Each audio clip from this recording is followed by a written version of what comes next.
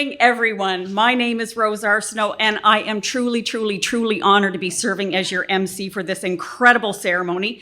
First things first, I have my own Rose's Kleenex box. Oh, you laugh, but I'll tell you, this is a feel-good event, but you will need Kleenex because there is a lot of emotion. Not only do I have my own Kleenex box, it says, "Tears are words the heart can't express," by Gerard Way. Isn't that sweet? Thank you, Denise. So sweet. So again, it's not to say this isn't a feel-good event. There are going to be some incredible moments tonight, but it is full of emotion, and you will see what I mean. So speaking of feelings, how is everyone feeling tonight? On a scale of 1 to 10, everybody feeling good? Well, if you are feeling good now, you are going to feel incredible by the end of this evening. It has that effect on people. But we're going to get things underway officially with a land acknowledgement. We respectfully acknowledge the territory in which we gather as the ancestral homelands of the Wolastoqiyik, the Mi'kmaq, and the Pescatawamukati peoples. We strive for respectful relationships with all the peoples of this province as we search for collective healing and true reconciliation and honor this beautiful land together. And now it gives me great pleasure to welcome you to the 30th annual Kingswood Turnaround Achievement Awards. Yes, you heard me right. That's 30. What a milestone accomplishment. 30 years of making a difference. Yes, absolutely. That's 30 years of making a difference, and I'm telling you, sometimes life-saving differences in the lives of students such as the ones that you will meet tonight. Let me impress with you some numbers. Over the past 29 years, Kingswood Turnaround has shone the light on 1,067 deserving students. Absolutely. Not only that, thanks to its partners and sponsors and fundraising events, it dispersed $563,000. That's over $500,000 to subsidize the cost of higher education. That, again, is an amazing figure. And I don't know the exact count, but as I look out amongst this impressive crowd, I'm reminded that many of you grace a seat in this audience year after year. And I'm not surprised. This has become the go-to event in Fredericton. Just look around you. And we have long-serving staff that likely have been present for many of these ceremonies, maybe all of them. So thank you, and I include myself, having served as the MC for, I think, if I'm doing the math right, since 2004. So I'm pleased to be back again here this year. And how easy it is to get carried away reminiscing. So it's time for us to welcome our Kingswood Turnaround Achievement Award recipients for 2024. And in ceremonial fashion, they will be piped in by Austin Chapman. He's a graduate of Oromocto High School and now enrolled at UNB in his 3rd year.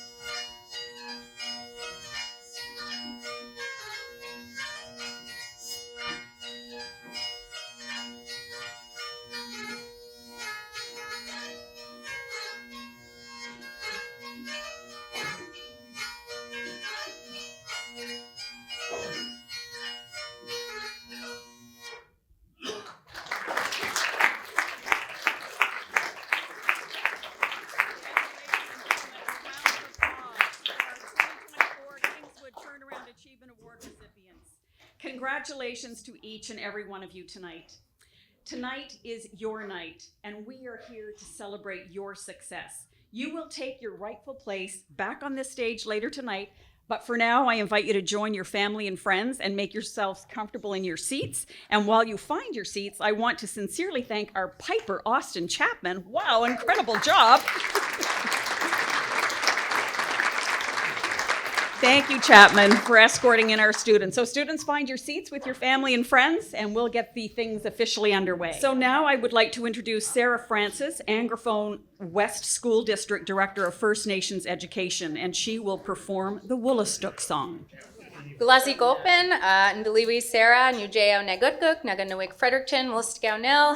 Welcome everyone. My name is Sarah Francis. I am originally from Nagutkuk, also known as Tobic First Nation.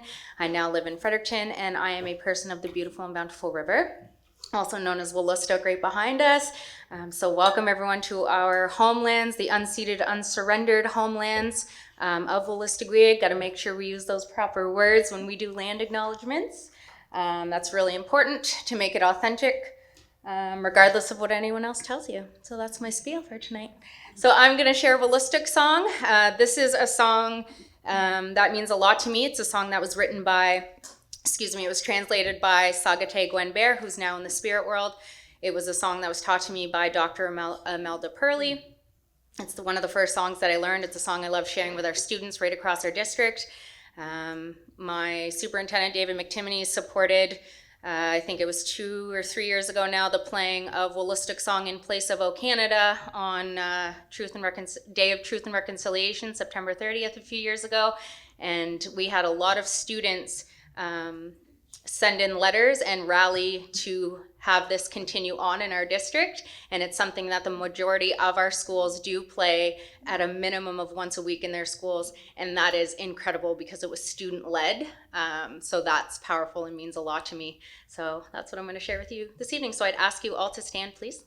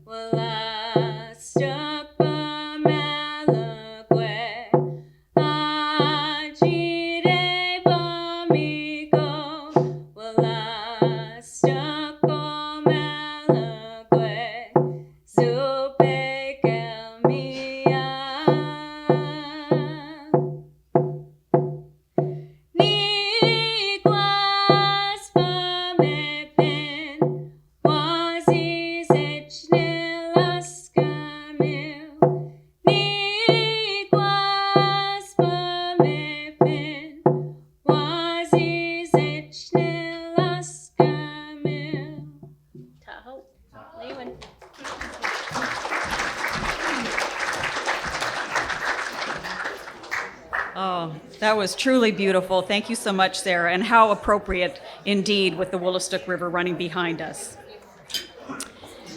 So now I would ask you, as you just were seated, to please stand again for the singing of O Canada by Zoe Billington, a grade 11 student at Fredericton High School. Thank you. O Canada, our home and native land, true patriot love in all of us command. Car ton bras s'est porté l'épée, il s'est porté la croix.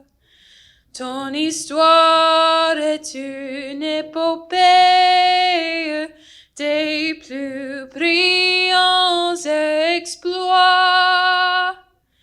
God keep our land glorious and free. O Canada, we stand on guard for thee. O Canada, we stand on guard for thee.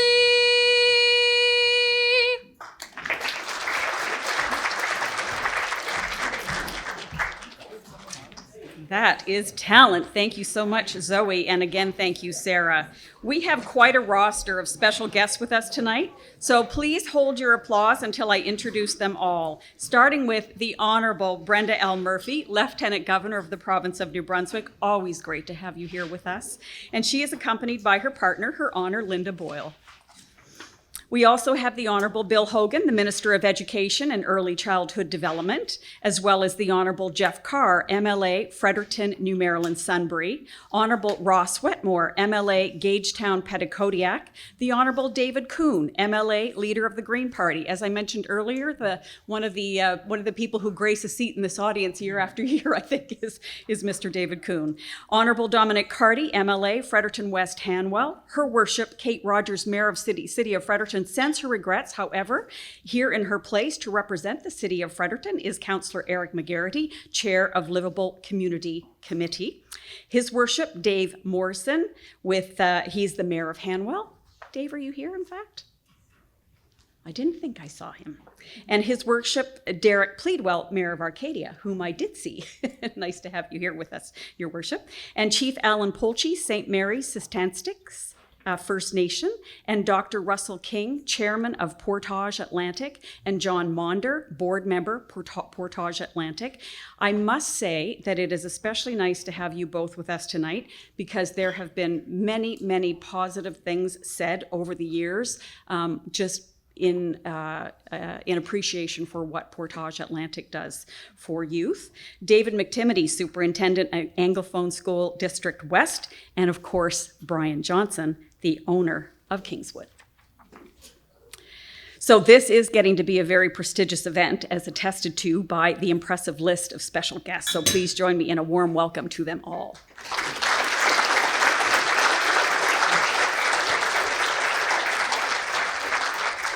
So I just have a few housekeeping announcements. Just the washrooms are located outside the back doors of the ballroom. Just hang a right for both the ladies and the men's washroom. Feel free to come up and take pictures, but just be mindful of not blocking other people's view. And then lastly, just please turn your cell phones off or to mute. And again, a very special thank you to all of the media who are here to cover our event and for the pre-event coverage and post-event, because I understand CBC is going to air yet another story tomorrow. So I did want to note the CBC's coverage. They did an incredible story yesterday, another one today, and they're going to do another one tomorrow. We were leading the headline news on CBC Radio, and then Gary, our chairman of this event, was interviewed. You probably were en route here. I got an opportunity to hear it, and it was wonderful, a great tribute to what this event is and what it represents, and the fact that we are celebrating 30 years. That in itself is truly, truly remarkable. So thank you to the Kingswood Turnaround Achievement Awards Committee for all their hard work in organizing this event. You know, since this is our 30th year, I'm going to ask each member to please stand. I know they hate when I do this, but I know how much work goes into something like this. It takes an army to put together an event of this caliber. So as I announce your name, so that we can duly recognize your hard work, starting with the chairman, Gary DiPaolo.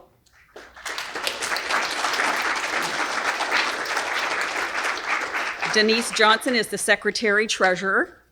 Denise at the back. Linda Dempsey Nicholson. Carrie Bedford. Trip Lewis. Alex Trask. Laura McKenzie. Jeff Gordon Johnson, Jennifer Gordon Johnson, Marty Forsyth, Kim Ryu, and of course, last but certainly not least, Mr. Brian Johnson.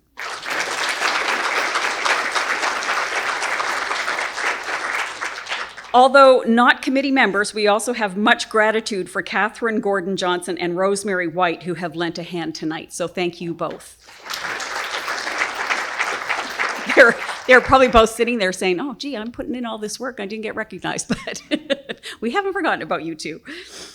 So an event of this caliber, as I said, does not happen overnight. So we appreciate all that everyone has done to make this event the success it is year after year for all 30 years. And last but not least, thank you, parents and grandparents and guardians and teachers and guidance counselors for helping make this night possible.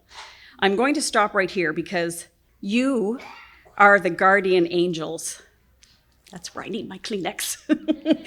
You are the guardian angels among us. You play the most important role relative to this night of celebration. You are the ones who stand watch over our kids outside of any limelight. And they're saying, yeah, there's no limelight. There's no limelight. Well, tonight we want to shine the light on you. I don't want to put you in an awkward position, but I would very much appreciate it if each and every one of our guardian angels, every parent, every grandparent, every guardian, every teacher, every guidance counselor, anyone who has played a role in the turning around of a life, no small achievement, would you please stand and be duly appreciatively recognized. I know who you are. Absolutely. Look at the numbers of people. Fabulous.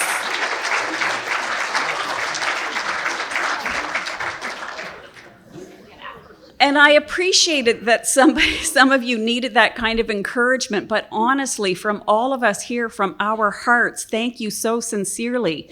The difference you are making in lives, and again, I'm just reminded of the CBC interviews and the emotion, but the success that has come from your heartache and your challenges in life that not many of us would overcome, and yet you have. And so we really appreciate our guardian angels in the audience tonight. Thank you. So please sit back and enjoy a short video that highlights some moments from past Kingswood Turnaround Achievement Award ceremonies.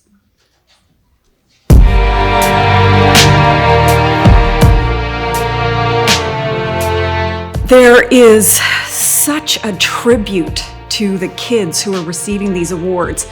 They have turned their lives around dramatically from some experiences that we would never imagine in our own lives. I think they're doing an amazing thing. It shows that that there is somebody out there who actually cares about good people and people who are trying to be good and trying to make their own way. It really helps. On a given afternoon 20 years ago, two gentlemen came into my office to talk about this new initiative that they experienced in Florida.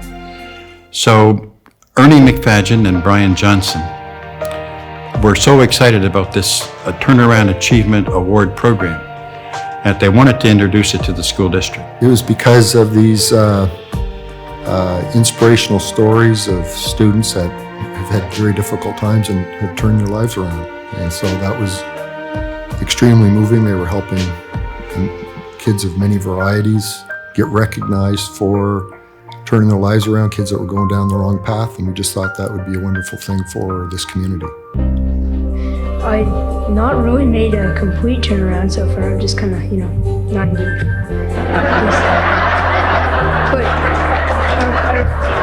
Every celebration that I've attended to see the pride, not only in the students, but in their parents and families. And to me, that's such a boost of confidence that can help propel them into bigger and better things, not only in future years at school, but also after they've finished high school. My name is Angie Aquin. I first got involved 20 years ago when I was one of the first recipients of the Turnaround Achievement Award. She came over to me and she told me she was a first-year recipient and remembered it well and how important it was for her. And now she's a counselor in the school system here in Fredericton. And so we both were in tears and hugged. And but that's how important it is to them. And for someone to actually get to the point where they can say, I am not going to continue on the road that I've been. I'm going to turn my life around and I'm going to start down the road that I need to be on. That's a tremendous decision. And that young man or woman needs all the support and all the encouragement we can give because they deserve so much credit. I just really had some hard times, and these guys have been there through the whole thing, and without them I don't think I'd be up here today. So just thank you guys. I love you guys all.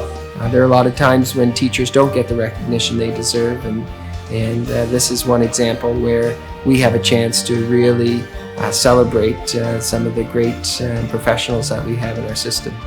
I think anyone, especially anyone who has ever volunteered, wants to make a difference.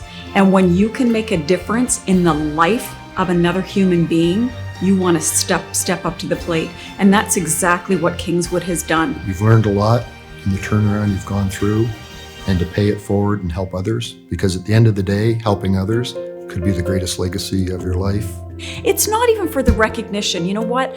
They see the difference that it's made in their staff, in their classmate, and they want to have the same change in their life. And wouldn't you? If I hadn't been able to turn it around, I'm scared I would have been one of those statistic First Nation women. And now I've broken through a lot of those barriers, and I've been able to stand tall and be proud. And I couldn't imagine life without it being like it is now.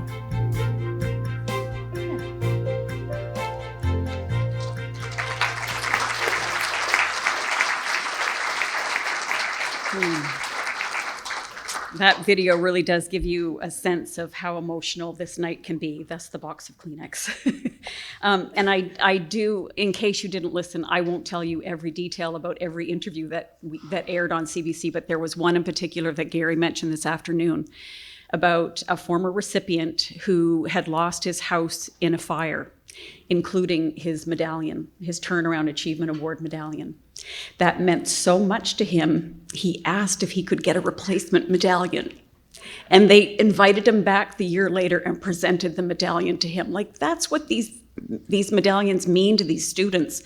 And a shout out to the teachers who are helping in a big way, and all of the guardian angels, all the ones that we mentioned and referenced. Like, what you are doing in the lives of these students is so incredible. I often thought that I kind of sometimes regret my decision to not have become a teacher. It was one of the things that I thought about when I was younger. And sometimes when I met these awards, I'm like, darn, I really missed an opportunity. And then sometimes I'm at these awards and I'm like, oh my gosh, like, how do you do it? So again, from our hearts to yours, thank you so much. You heard Angie's story. Like, if she didn't have someone like you in her life, she may not be here today. That's the difference these awards have on people. So it's hard for me not to get passionate and babble on. So I'm going to introduce a very, very special guest who's with us tonight, the Honorable Brenda L. Murphy, the Lieutenant Governor of the Province of New Brunswick.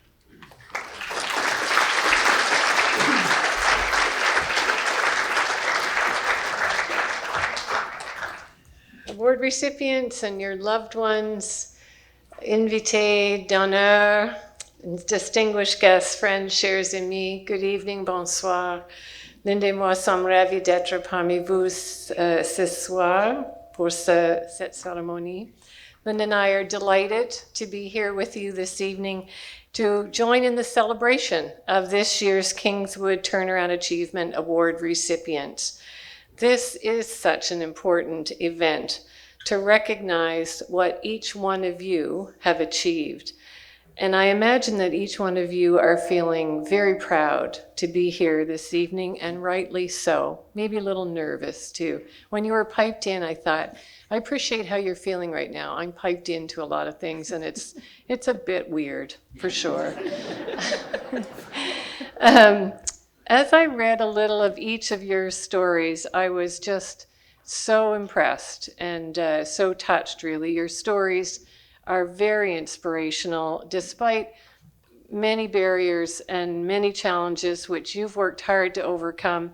You've shown really such strength and such tenacity, and you've built foundational skills that you're going to be able to draw on really for the rest of your lives. I'd like to be able to tell you tonight that you've had enough obstacles and challenges and you're not going to face any more, but that's highly unlikely.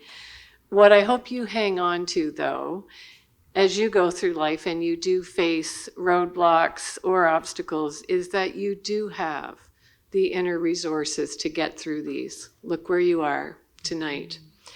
And I encourage you to frame those challenges as more learning opportunities that will ultimately lead to further growth of who you are as a person.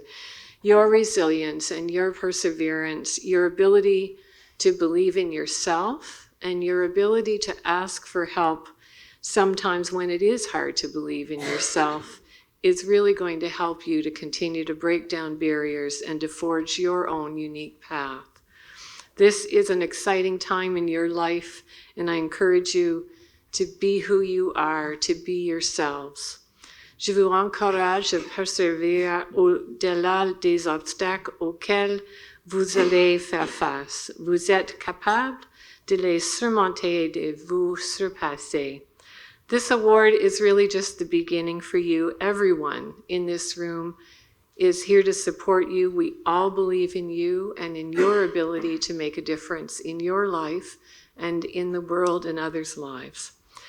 To the educators who are being honored here this evening, your support really does leave a lasting impact on our province's youth. Thank you for empowering students through your advocacy work and inspiring them to reach their full potential. And as Rose mentioned, I too want to thank parents and caregivers. Thank you for continuing to support and believe in your loved ones and all that is possible for each of them. And to the Kingswood team, really 30 years is quite incredible, and I appreciate that 30 years ago you recognized the value and importance of having this kind of recognition and celebration to students who have really walked a difficult path, but walked it nonetheless and have turned their lives around, and for continuing to be committed to that and supporting that. So thank you very much. To all of you, félicitations pour vos efforts et votre bon travail. Congratulations on this very well-deserved recognition. Merci beaucoup.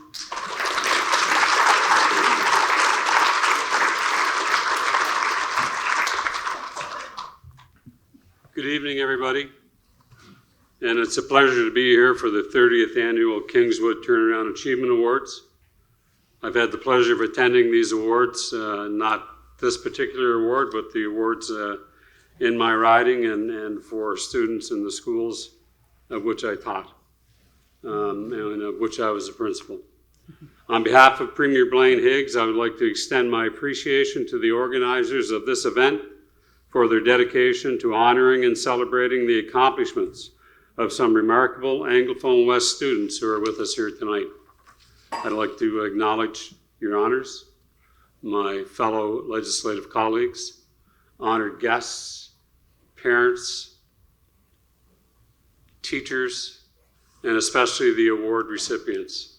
I want to congratulate you for your wonderful achievement and know that this is a continuing step on your journey to success.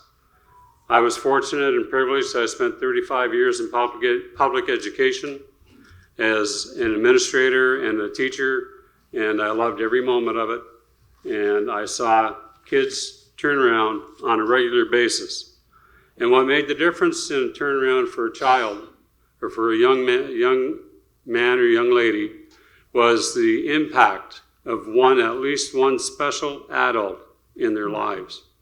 And that's what we have here this evening, are special adults that have made an impact, a significant impact, and encouraged students to work through the challenges that they've faced.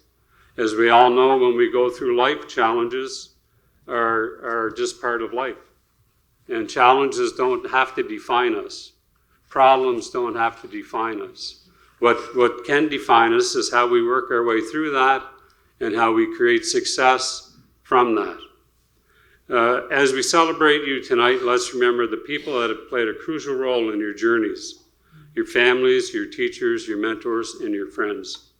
To each of you, your unwavering support, encouragement, and belief in our students have been instrumental in their success, and for that, we are very grateful. I read a quote just a little while ago, and I thought it was quite fitting. It was from Angela Mailu, and it said, "We don't know what we don't know until we've experienced it." And I think that's a fitting quote for tonight, because that's what it is. We don't know what we don't know until we've experienced it, till we've worked our way through it and come out on the other side. I hope that as students, you remember that you're not defined by mistakes, by obstacles, by challenges in your life, but you're defined by what you choose to do with that. Some people, they wallow in that and don't learn from it, but when we learn from our lessons and we move forward and we live in the present moment and we celebrate our successes, then that's what really counts. And that's what tonight is all about. So I'm extremely pleased to be here on behalf of the government of New Brunswick, and I want to congratulate you and thank you for all your tremendous hard work. Thank you.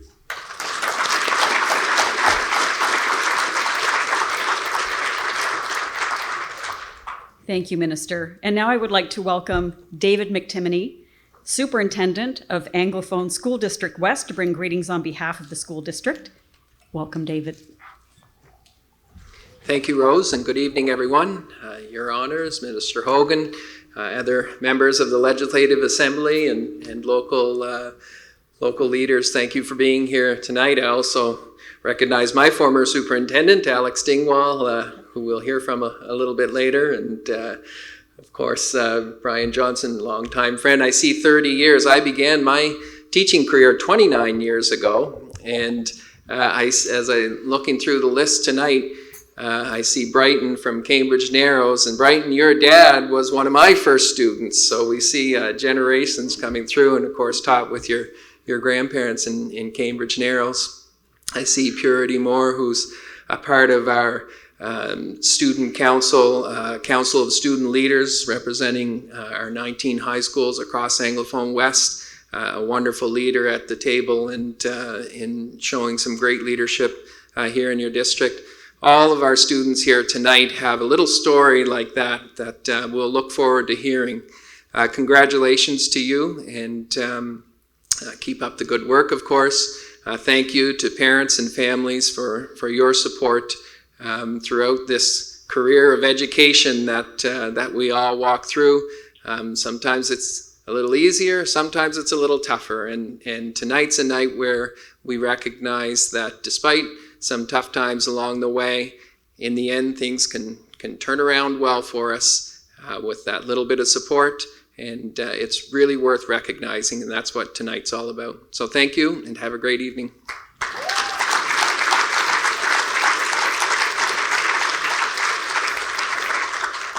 This may be a surprise to you, but we also honor teachers tonight. So introducing the Kingswood Educator of the Year Awards, whereby we recognize a couple of teachers who have played a significant role in the lives of students. So one teacher from each of the Fredericton and Oromocto Education Centers has been selected to receive this award. As I call your name, if you would please come to the podium to accept your award, and we will begin with Erica Hallett from Devon Middle School.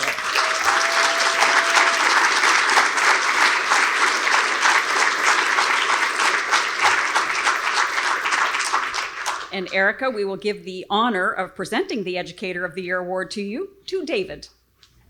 Devon Middle School is so fortunate to have Erica Hallett as a staff member. Erica is in her 13th year as an educator.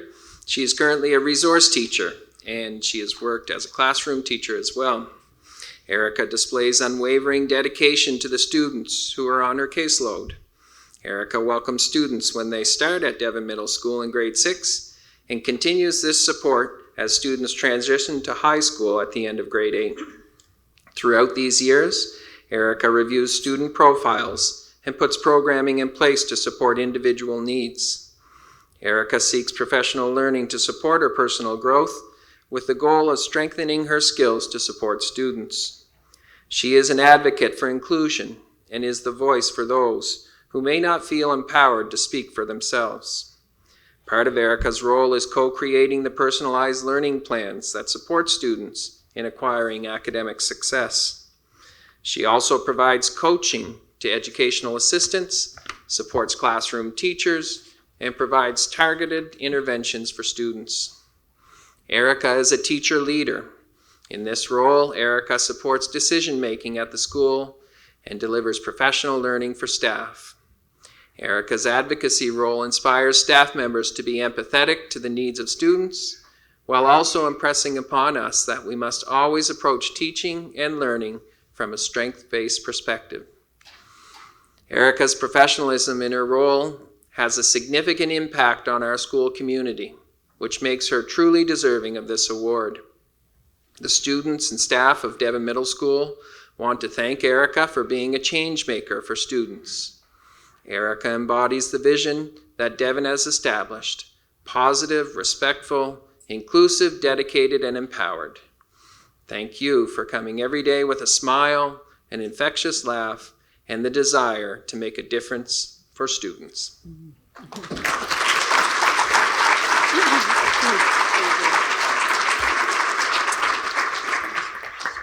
Thank you so much for having me here tonight. I'm truly overwhelmed and honored to stand before you as a recipient of such an incredible award.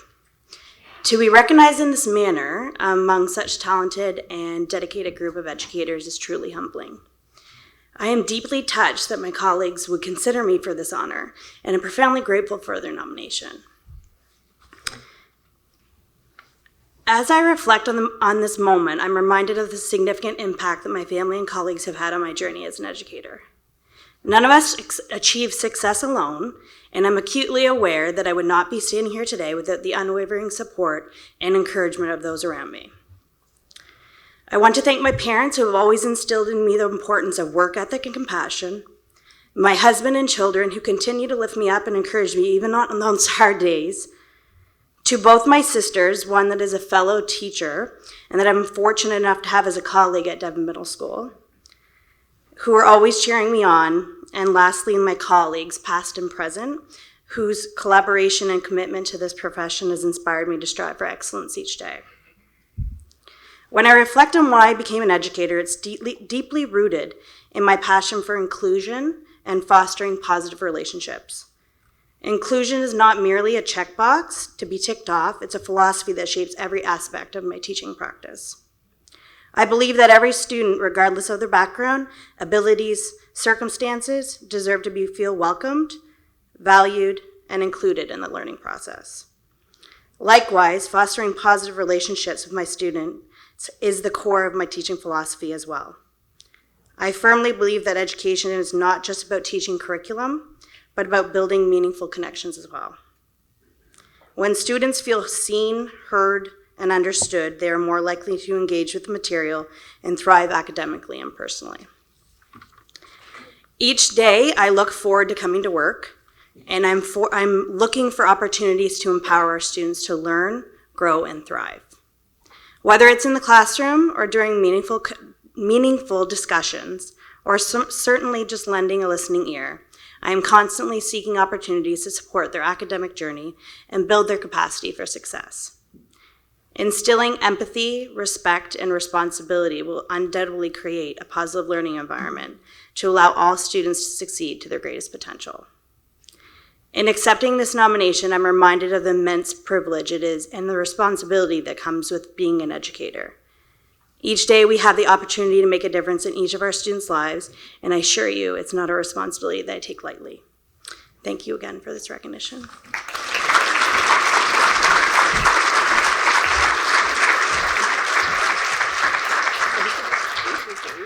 Thank you so much. Appreciate it. Erica, I was tempted to crack a joke just to hear that infectious laugh. Thank you. Congratulations. So again, I'd call upon David to present our next award to Susan Hayward of Hanwell Park Academy School.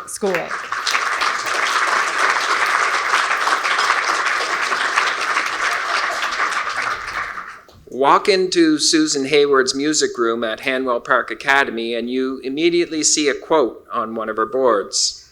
"Music connects everyone." This quote perfectly exemplifies Susan's approach to music education and its connection to kids. When Susan started at HPA, it was evident from the start she wanted to create a learning environment in which music was going to be accessible to all students. Highlights at Hanwell Park Academy include choir, boys choir, glee club, K-5 participation in the Fredericton Music Festival, and starting a concert band. To support the delivery of the music curriculum, she has designed unique and engaging ways for students to appreciate learning through music. Examples include having students use recycled materials to create functional drums or maritime tradition ugly sticks. What sets her apart and deserving of this prestigious award is that Susan tirelessly goes above and beyond to support her students. She gives every minute to offering practices for her choirs and bands. She is always looking for materials to enhance the students' music experience. It is not uncommon for her to pay out of pocket for students who otherwise would not have a chance to be involved in creating music. She truly believes music is important for all her students, especially for the at-risk child. She has stated that music can be the one school subject for which a child can excel and grow. In closing, Susan Hayward has an immense impact on the Hanwell Park learning environment. This is due to her expertise, her commitment, her high standards, and her compassion. She's highly deserving of this award. Congratulations.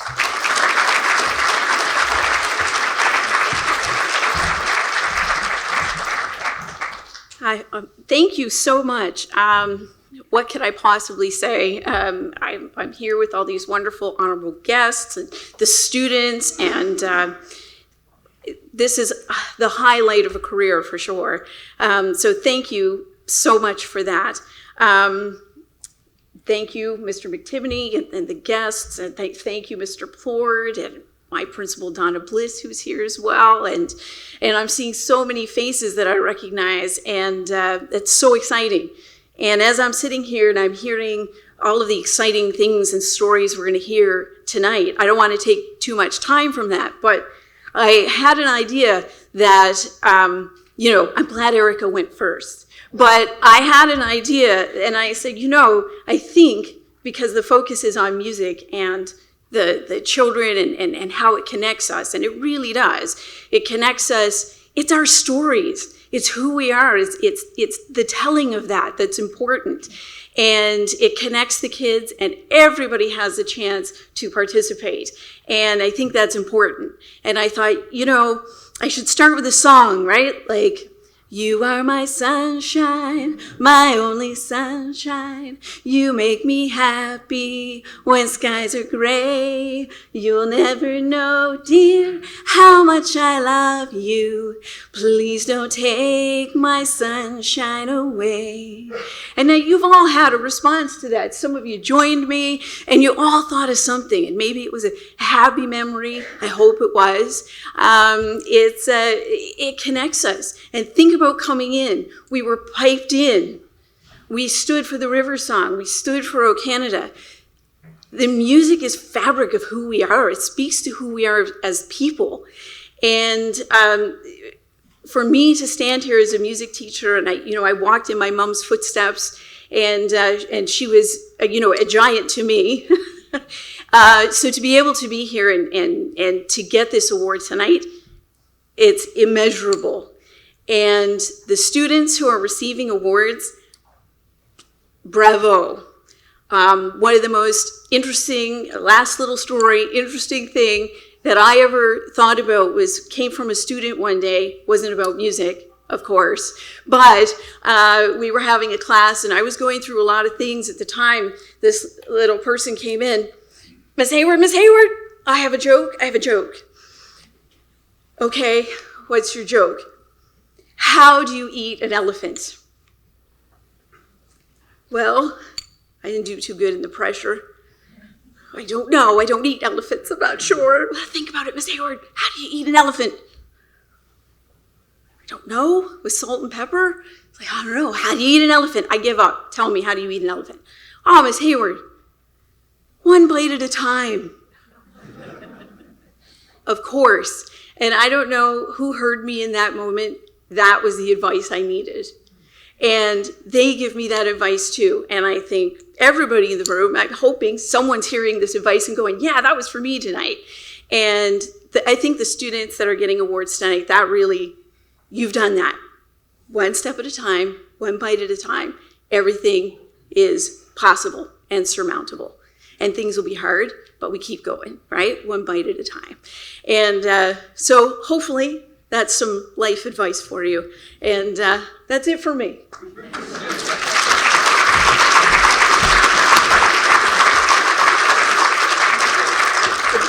Thank you so much.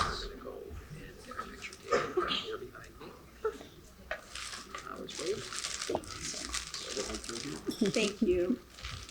Well, thank you to both Erica and Susan for choosing teaching as their profession. You can tell they have such passion for what they do, and we appreciate it.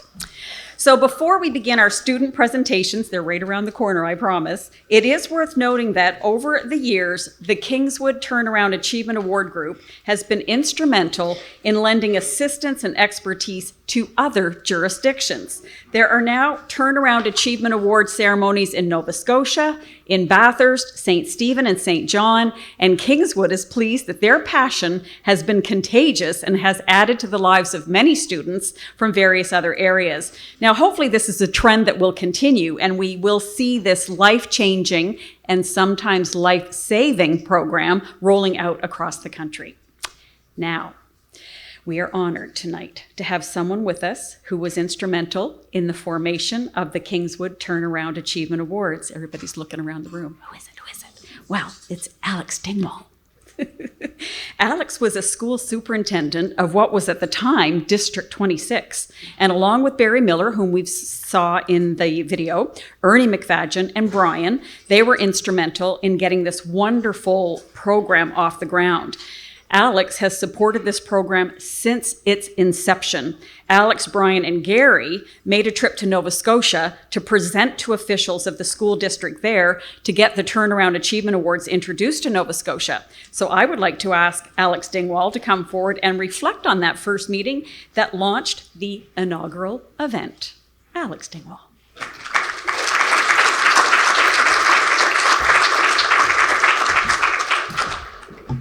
Thank you, Rose.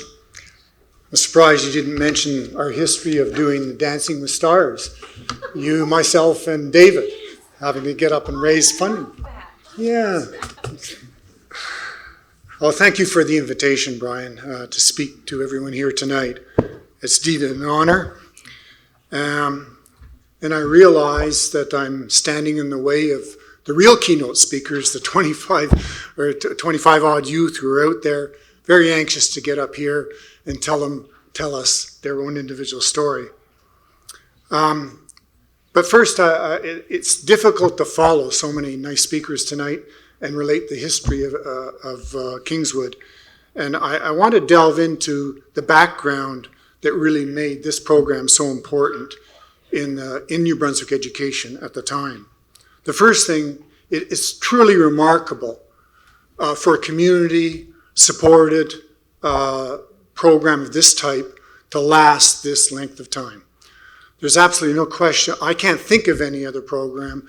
Maybe the Terry Fox one might be similar, that goes into schools and supports activities and students support those activities. But I was very fortunate in public education. I had a teaching career and then I went on to other things.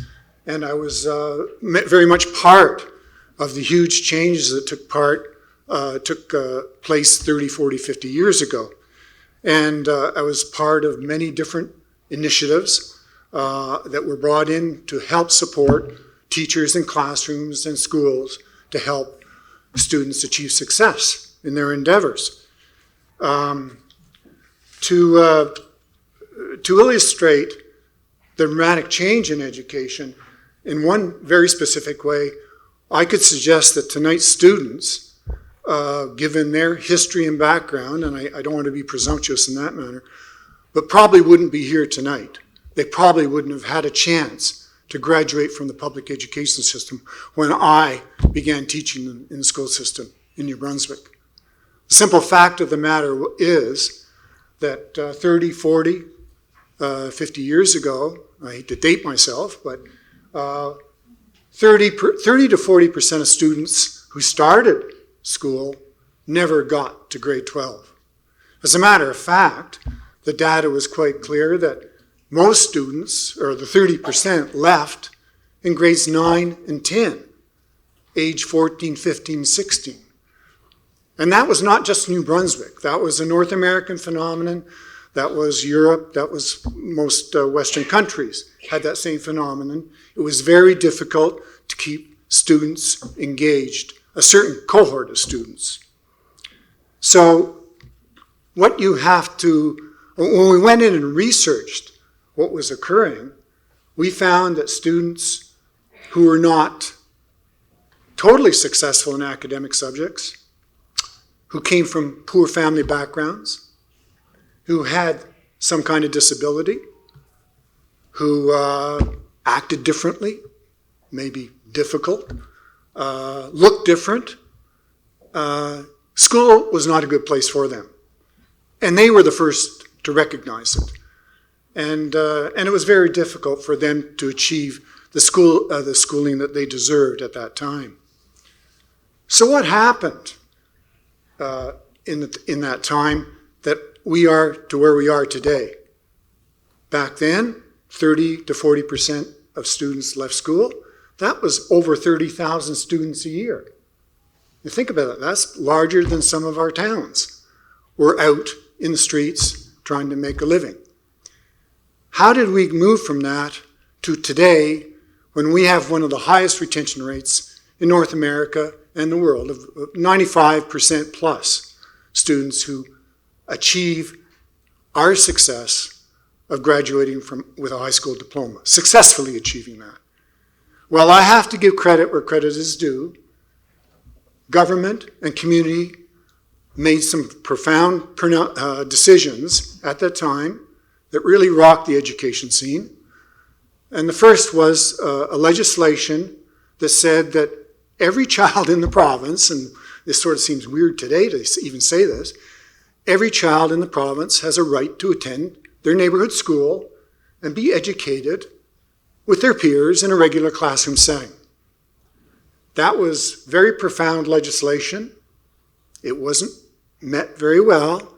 It took a lot of time to work through the system with that. It took a lot of cooperation from teachers and people within the system to get to that point, to realize that. And even with all the success we have in that endeavor, worldwide leaders in inclusion, I will say it unabashedly, we still have concerns about the meaning of that legislation. The second profound statement, which more came as I would say, a mission statement, and came from a personal, it seemed like a personal statement from the premier of the day. He basically said at the time, he said, well, we have the students in school now. He said, let's make sure that they have success and that they all, and I use the word all, graduate from grade 12. Well, that was really a profound change for teachers in the system, because all of a sudden schools were measured on the student success. And God bless everybody for working through that. And as I said, the success we see tonight is part and parcel to the vision of government, community, parents. Even students have to buy into that. And I think we have, as a community, everyone agrees that schools are places to be. We have to be comfortable with there. We have to see success, and we have to move forward. Otherwise, our society is not going to be as strong as it should be. So, in certain respects, I want to focus in on why the Turnaround Achievement Awards came in at that same time. So we had 95% of the students, or that was our objective, was 100%. We still had 5,000 students a year who were leaving school. And when we delved into that, of course, we found that there are situations that are huge challenges to everybody, not only youth, but especially youth. And some of these situations are very personal. And the students here, I think, can relate quite readily to it. There are situations that you look around and you see no one else in those situations. So where do you go? How do you feel? You're alone in that sense. Those situations are the ones that we continue to struggle with, actually. And because, and the Turnaround Achievement Awards recognizes it through your stories that you give us tonight about how best to approach those difficulties. That we all need a reminder every day that everyone should look forward to. So I want to basically end my discussion on a story of an individual who was center to this whole process of change within the system. I can't remember exactly when he started working in the school district, but it was probably 25, 30 years ago. And his name was Nick Plimmer. Now, Nick Plimmer was called at that time a shared services supervisor. And he basically focused in on students, which we called at that time at risk. And at that time, we developed, I'm very proud to say it, in School District 18, he oversaw a group of professionals who focused in on supporting students that essentially had very, very challenging difficulties, profound difficulties. And the program, we called it, were school intervention workers. Now, as I said, through 30 years, you're not going to find many programs that last in public education. And so when we started that program, it was something off the radar. And luckily, we found the funding to do it, and we had to do that. And then we met the needs of these students who had really had no advocates within the system. Strange as it may seem, They attended school somewhat regularly. Not all the time, but regularly, that the teachers knew the situation. But we found out that they usually came to school because of their friends, because of food and warmth. That's how challenging it was for them. And I remember the Honorable Russ King phoning me one day, and he said, "What are you going to do about the street kids?"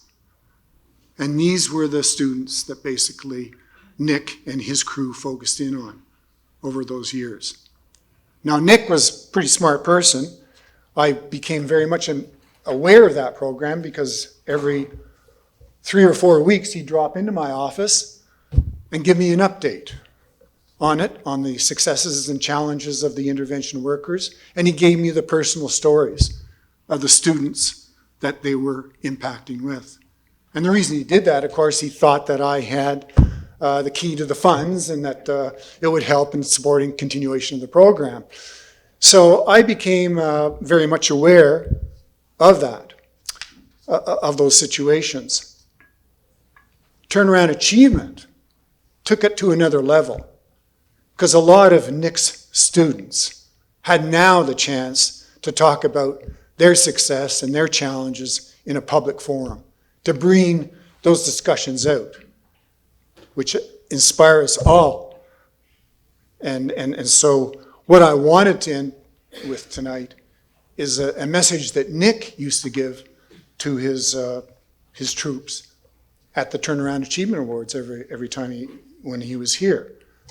At the end of the event, he would gather the group together, maybe 5 or 6, and we'd take a group photo, and I was invited over to be part of that photo. And I shook hands with the students that I became very much aware personally of and congratulated them.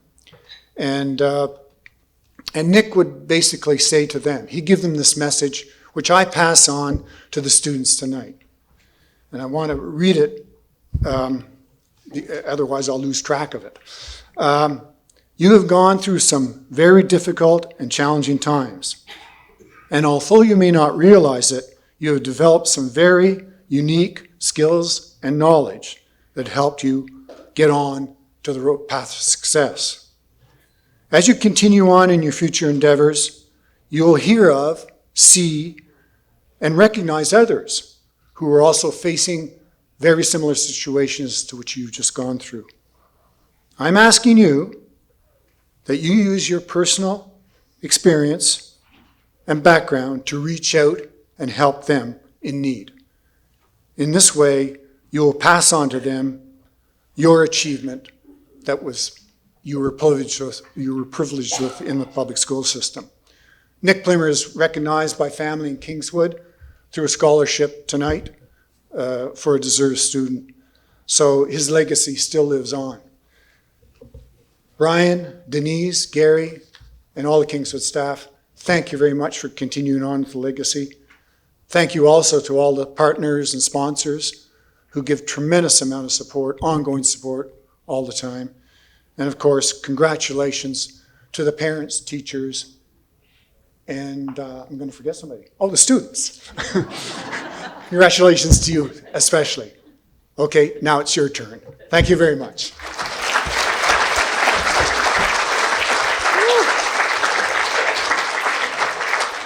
That is a tough act to follow. How inspirational. Thank you so much. I'm told, by the way, Alex, that you and Brian promoted the event to other jurisdictions via 8-track tape. That's going back a while. Brian says, if it wasn't for you, this event would not be the reality it is today. And right back at you, Brian. Yeah. High praise. Speaking of Brian has been presented countless awards. In my original script, I started, like all of them, I started listing them, and it just went on forever. Suffice to say, he's been presented countless awards, many in recognition of his philanthropy. He's been a long-standing and humble contributor to worthy causes, volunteering his very special talents and countless hours along with financial support. And tonight we're happy to recognize the importance of Brian's contributions. Thank you, Brian. Yeah.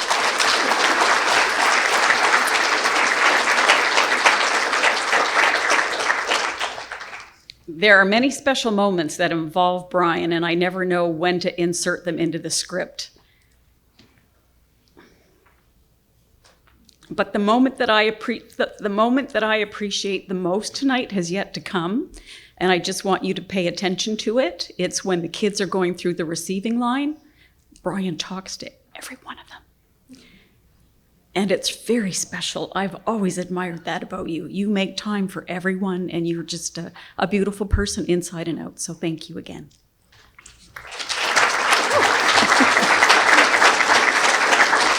Okay, now I'm seeing double, so we'll see.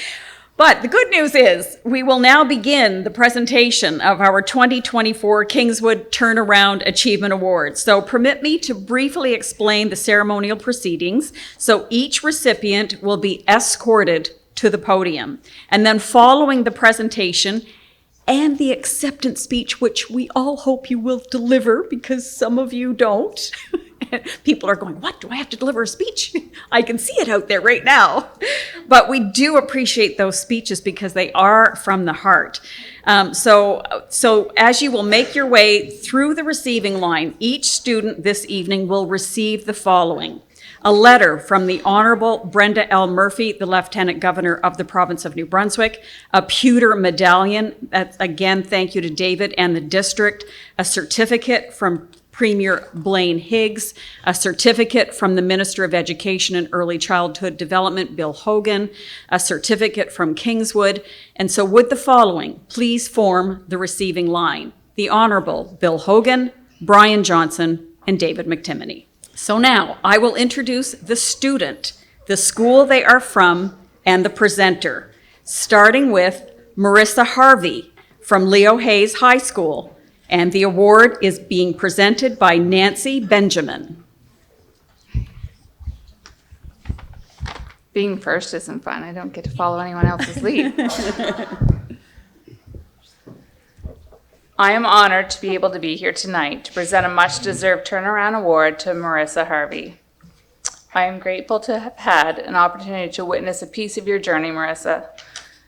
Oh, here we go.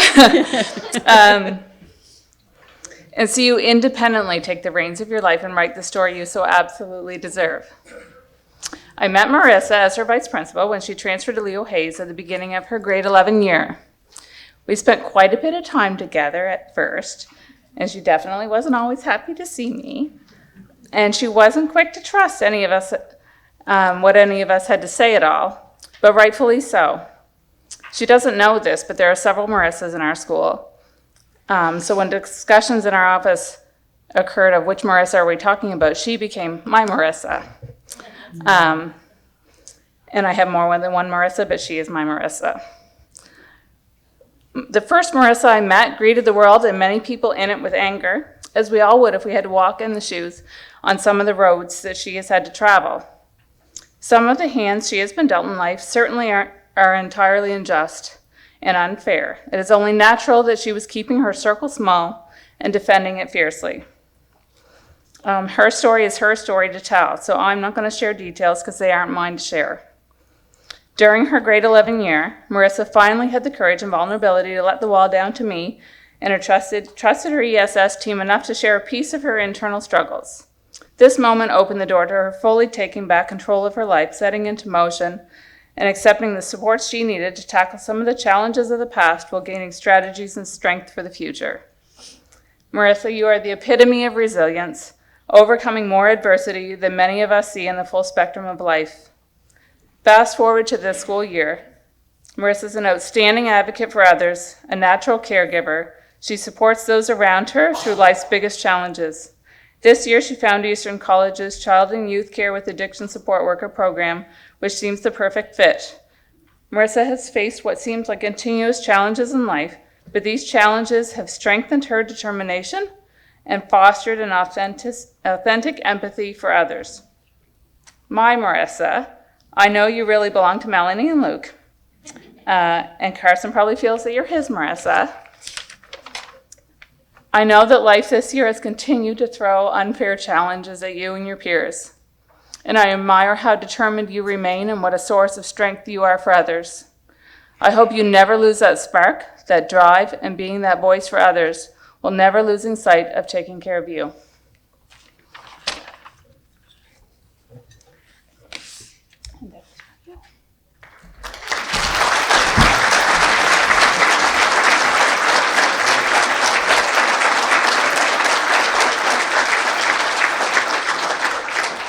And next up is Nathaniel Murphy from Leo Hayes High School, and the presenter is Peter Hobbs. Good evening. Nate transferred to Leo Hayes in his sophomore year after moving back from Ontario. During his time in Ottawa, Nate faced a lot of challenges with attending school on a consistent basis. However, upon his return to Fredericton, he decided it was time to make a fresh start and commit to his education. Despite his good intentions, Nate's first year at Leo Hayes was short-lived, as 30 minutes into his first day, he asked to use the washroom and never came back. Nate attempted to re-engage with his education the following September for his junior year. The last year away from school was marked by personal struggles and poor decision-making. Nate later expressed feelings of alienation, which led him to seek acceptance through partying and drinking and smoking and associating with peers who influenced him negatively. However, during his junior year, Nate began to attend school more consistently, and he was driven by a newfound motivation to improve both academically and personally. Nate's turnaround was significant. He joined the YMCA through their school scholarship program and dedicated many hours a day to his fitness as a strategy to avoid negative influences. Additionally, his participation in the John Howard Youth Works program played a crucial role in focusing his academic efforts. Nate's resilience, determination, and proactive approach to seeking support and seizing opportunities led to remarkable progress. He not only improved his attendance, but also he was actively engaged in his learning and personal development. Over the last 2 years, Nate has made tremendous strides. He's on track to graduate at the end of this year, having successfully completed all of his required coursework. During this time, he also completed a driver's ed course and maintained employment at the Superstore and the YMCA. Nate's leadership and positive influence were also recognized when he was invited to deliver the opening speech and cut the ribbon at the Northside YMCA opening in the February of this year. As he approaches graduation, Nate is considering a future as a career as a firefighter with the military. His journey from a struggling student to a role model for resilience and achievement is truly inspiring. We are immensely proud of Nate's accomplishments and are delighted to nominate him for the Turnaround Achievement Award.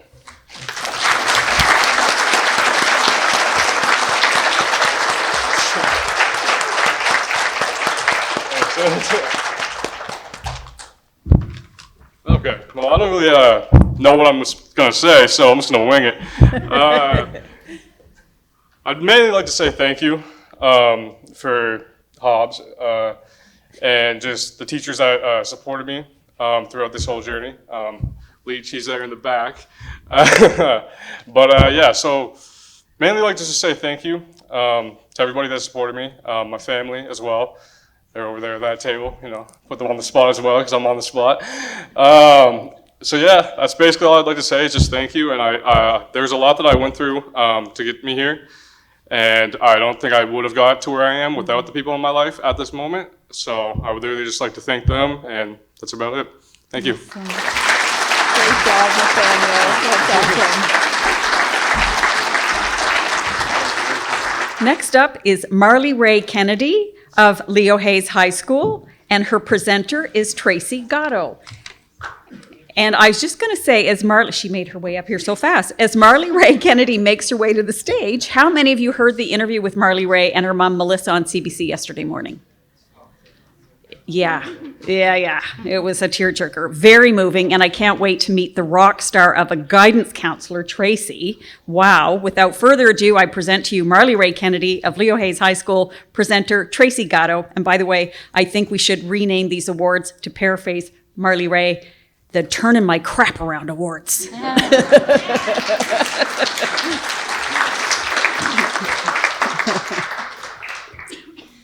Good evening. I'm extremely honored to be here tonight to be able to present Marley Ray Kennedy with the Kingswood Turnaround Achievement Award. I first met Marley Ray in grade 9 when she moved to Fredericton and registered at Leo Hayes High School. She was leaving a town where everyone knew that she was a victim of childhood sexual abuse. She wanted to rewrite her story and had hopes of a fresh start. Moving to a new, much larger school would be daunting to any of us, but she was also trying to process and heal from her trauma. Grade 9 and 10 were difficult for Marley Ray. She struggled to find her place at Leo Hayes. She missed a lot of time at school, and her mental health was suffering. She was losing herself, and no matter how hard she worked, how much her mom, her therapist, and her school supports tried to help her, she sank further. It was heartbreaking. I think her mom, Melissa, and I had each other on speed dial in those days. I actually kind of miss Melissa, but we're glad we're here today. I can't remember exactly when things turned around for Marley Ray. Somewhere along the way, in the midst of all the darkness, Marley Ray found a glimmer of light. I believe it was in grade 11 that she began to truly come into her own, to find her voice, her purpose, and her strength.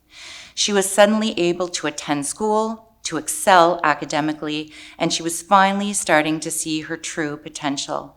Marley Ray started to feel a sense of pride in herself, and that pride became her motivation and her reason to keep pushing forward.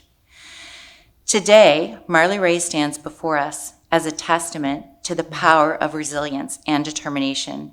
She has not only overcome tremendous odds, but she has emerged stronger and more determined than ever before.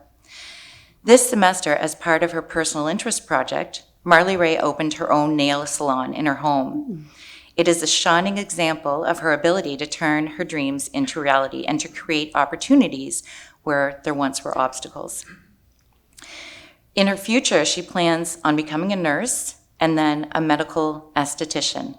I wish you were a little further along because I think it's going to be too late for me. But I don't know, maybe you can perform miracles. Marley Ray, we are immensely proud of all the obstacles you have overcome and all that you have accomplished. I am honored to have been part of your journey. As you continue to pursue your dreams and aspirations, know that you carry with you the love and support of your Leo Hayes family. You are destined for great things, and I cannot wait to see all that you will accomplish.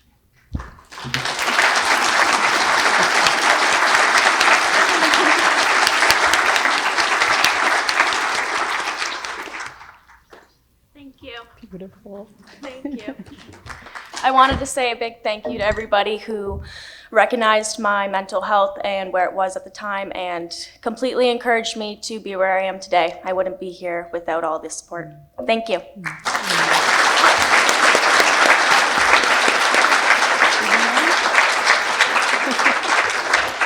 I just want to say one of my favorite things that Marley Ray says, she says, I'm not only a victim, I'm a survivor of sexual abuse, and she is a force, and she is going to go forward and do great things for other people.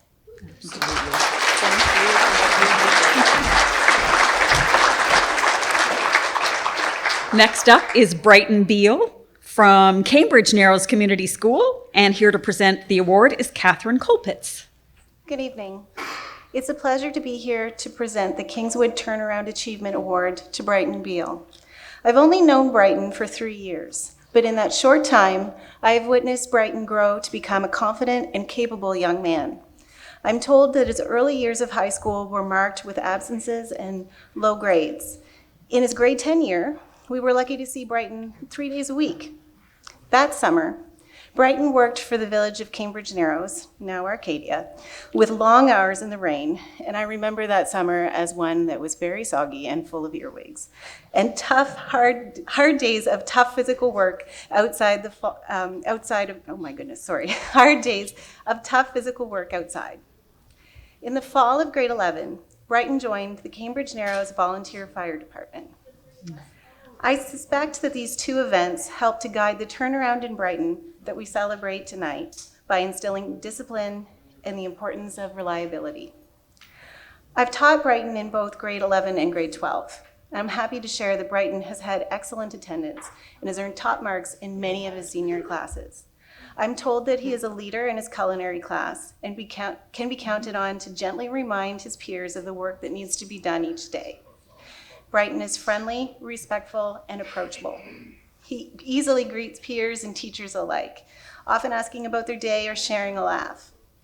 Brighton impressed us all when he stepped up to be the grad class president this year, and he's done a commendable job. He spearheaded fundraising events such as a bottle drive and a terrifying haunted house, and has leveraged his contacts within the fire department to connect our grad class with our greater Cambridge Narrows community. Brighton is undecided right now about what next year will bring, but I know his confidence, maturity, and positive attitude will take him wherever he would like to go. Congratulations, Brighton.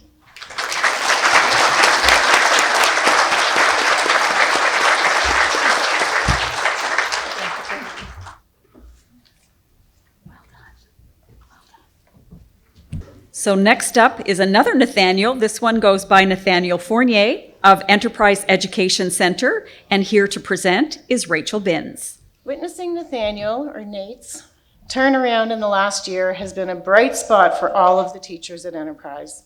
As he became more comfortable and confident, we got to know him and his sharp wit, playful personality, and cunning mind.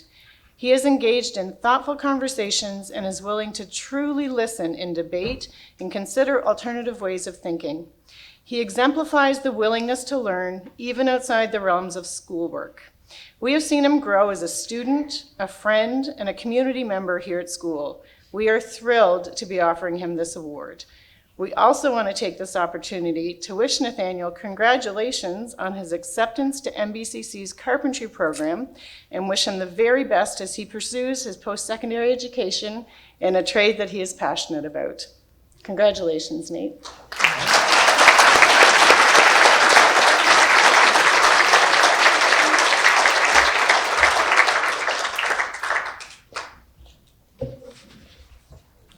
I want to thank my parents for making me go to school and the educators who helped me one-on-one.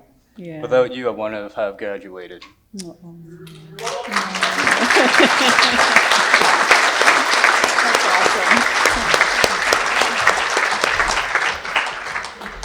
Olivia Seymour is next on my list. She is also from Enterprise Education Center, and here to present again is Rachel Binns.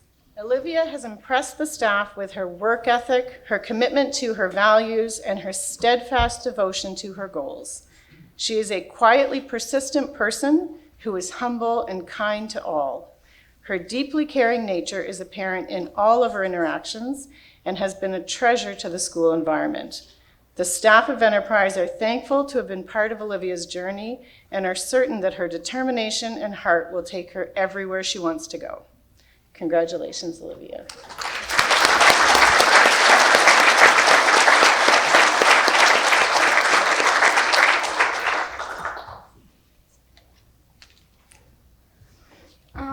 I just want to say a huge thank you to my mom. I wouldn't be where I am today without her. And a huge thank you to my grandparents and my teachers for helping me go through my struggles through last year. And a thank you to my sister who couldn't make it today.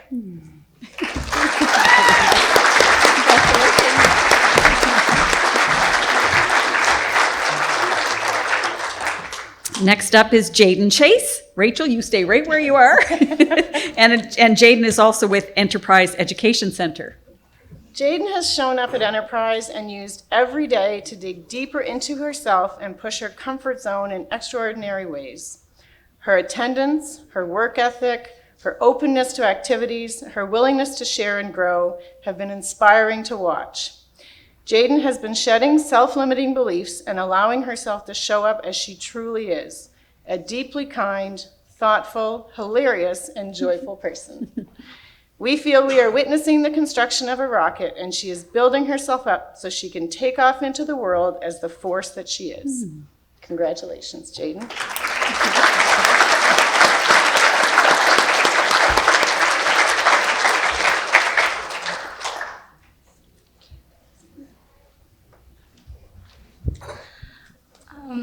I'd like to say thank you to everyone who supported me through all the rough years and this past year, and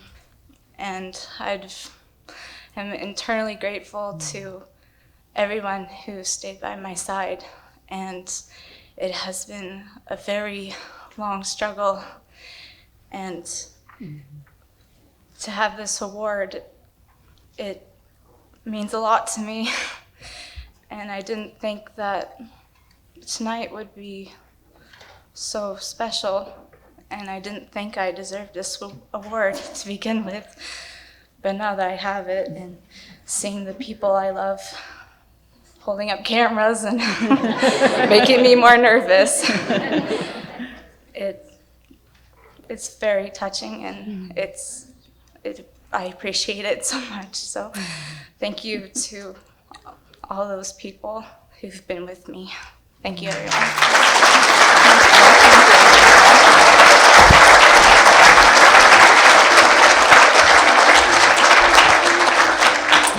Next up is Landon Sabatis of George Street Middle School, and here to present his award is Patty Buffett.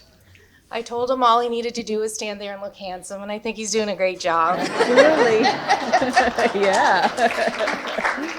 I also want to thank everybody for choosing me to say this speech, but I do really have to say that all of the credit does go to every person that's at that back table for Landon.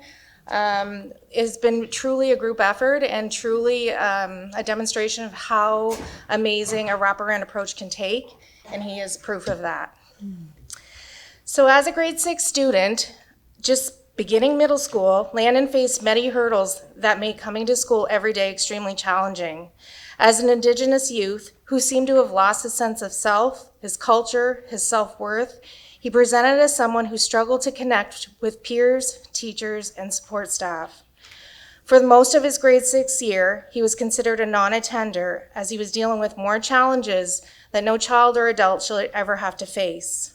In grade 7, we started seeing small changes, and that his tough exterior shell was beginning to crack. He began attending on a partial day schedule, and each day was focused on building trust, rapport, and relationships with the students and adults in our building. Genuine friendships were forming. He was beginning to engage in class and began trusting adults who were consistently showing up for him every day. The process was long. However, seeing him come through our doors every morning, attend class, and at times show us a smile, was enough for us to know that the Landon we know today was in there and was starting to emerge. Now, as a grade 8 student, Landon has blown everyone away with how far he has come. From winning Student of the Month awards, school-wide recognition awards, and honorable mention in others, to being the student who attracts everyone around him, especially the ladies. He knows I'm right. With his sense of humor, charisma, and self-confidence. Not only is he attending school full days, but he is also fully engaged in the classroom and producing work independently.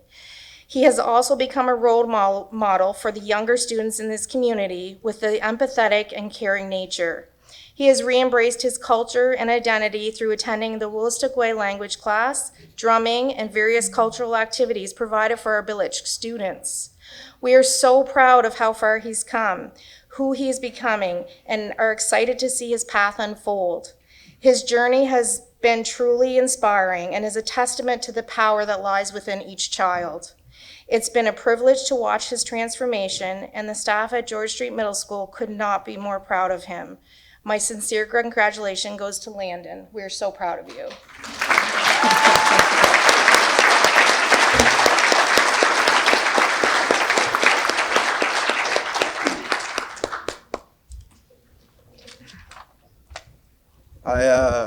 I never spoke, I don't know. But I just want to say thank you for coming here, and mostly thank you, my dad.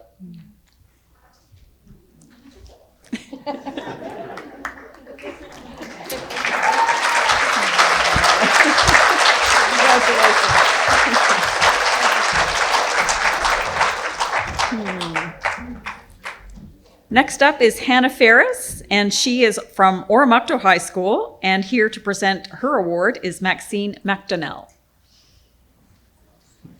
Maxine, I hope I pronounced your last name correctly. McDonnell. Lots of people get my name wrong. Good evening, everyone. My name is Maxine McConnell. My grandmother will be very upset by that, but that's okay.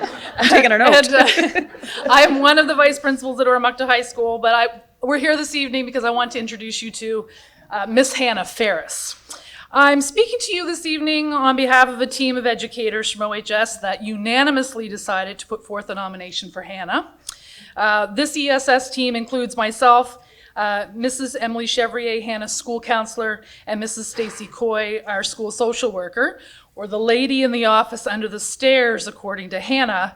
Both are here tonight to give us moral support. Hannah struggled in high school to find her way. Grades 9 and 10 were difficult years for her, and she missed a lot of time. If I needed to speak with Hannah, I often just ducked into one of the ladies' washrooms, as I was sure to find her hiding from me in there. She didn't always make good decisions. She also did not always recognize the remarkable resilience she had. But we started to see her turn around in grade 11. Through perseverance and a strengthening positive mindset, she was starting to believe in herself. One of the biggest things Hannah did to help her turn around was she allowed herself to ask for help. By asking for help from her teachers and the ESS team, Hannah was able to figure out how she learned and what support she needed to be successful. This turned school into a more positive experience for her on a daily basis. This strong, resilient, kind young woman has flourished in her classes and has allowed her natural talents to shine, and has provided Mrs. Chevrier, Mrs. Coy, and myself with some of her stress-reducing artwork pieces for our workspaces. Learning to manage her thoughts and feelings more positively through stress-reducing strategies such as coloring has helped Hannah manage better. She even developed a group for others in the school to help them as well.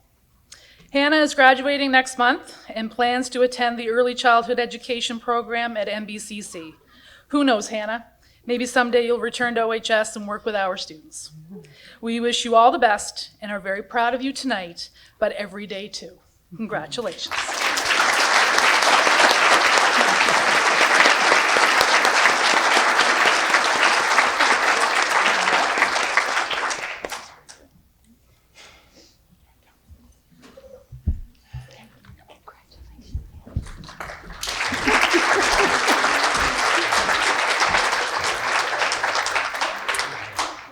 Evan Mays from Oromocto High School is our next award recipient, and here to present the award is Krista Kirkbride.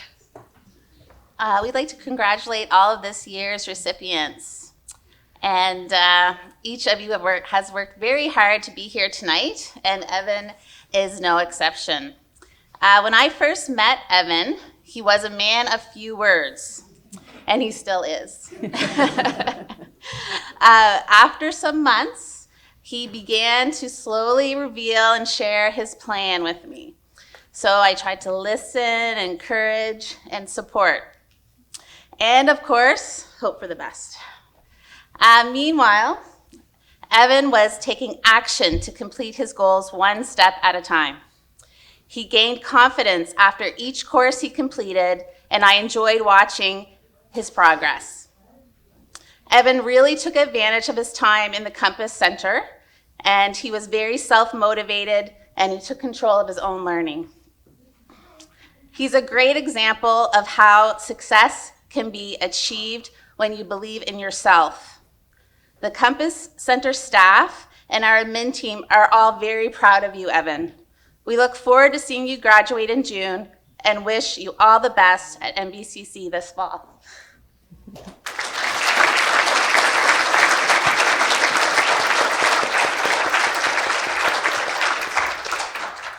Hi. First of all, I'd like to say thank you for giving me a platform to express my thoughts, because I don't often speak publicly. As you can tell, I'm kind of nervous.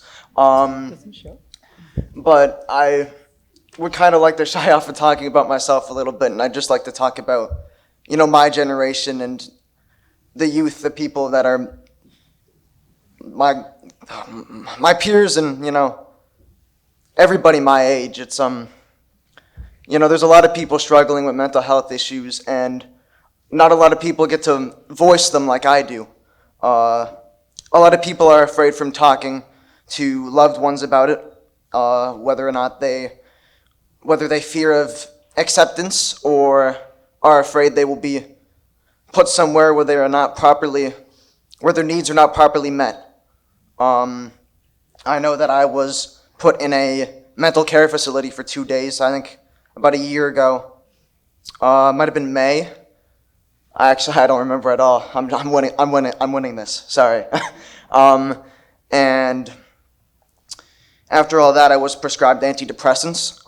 Over the next few months, I tried several types, and at the end of it all, it turned out they ruined my life for several months. I did not even feel remotely alive. I just feel like I need to express that our generation needs as much attention as possible. Not even just me. There are a lot of people I know who have struggled with substance abuse, self-harm, broken homes, and they don't get to express their voices. Their voices aren't heard like mine are right now. That's why I want to be a therapist one day. It's because there's not a day where I don't fear not only my future, but the future of the youth and people my age. It's tough. That's all I have to say. Thank you.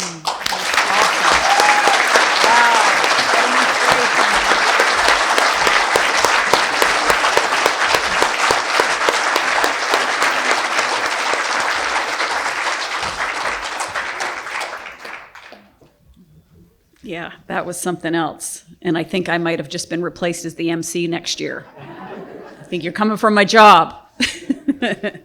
Next up is Cohen McCann of Oromocto High School. And Annette Foster is speaking, but Kim Sullivan and Monica Cote, I believe, are also accompanying Annette. Evan, having taught you, that was really, anyway, you're awesome. Okay, that took a lot to do. Anyway. Okay, now, hello. I would like to congratulate all the recipients tonight. Self-reflecting and making positive changes to improve yourself is never easy, and certainly 100% we're celebrating. Thank you to those who support and continue to support these students on their journey. This was a joint nomination between myself, Mrs. Cote, and Mrs. Sullivan, who could not be here this evening. Cohen, we are so excited to honor your positive changes this evening. Ms. Sullivan shares a story of when it kind of clicked for her how much you have changed. It's important to note that Mrs. Cote and I have probably growled Cohen an immense amount throughout his high school career. So this particular lunch hour, Cohen was working in the physics lab, and it's a wide open wall of windows, and we can see the kids inside. And Mrs. Cote and I spotted Cohen just grinding away on his physics that lunch hour, and we went over and tapped on the glass, and he looked up, and then the two of us are just going like this, and like this, and like this, and like this, and cheering him on, and just that excited to see him making those positive choices for himself.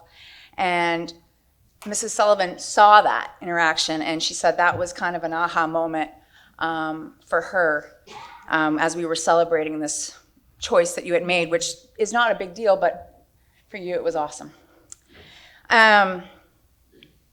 Over the past year, Cohen and I have had many conversations regarding his past choices and behaviors. He has apologized for everything over time, and that speaks volumes to the amount of growth and maturity that Cohen has gone through. Jokingly, but also very truthfully, Cohen always mentions to me that he's terrible at first impressions. And you know what, Cohen? You need to remember it's not how you enter a space, it's how you leave a space. And that's what people will remember, and that's what's important. Congratulations, buddy.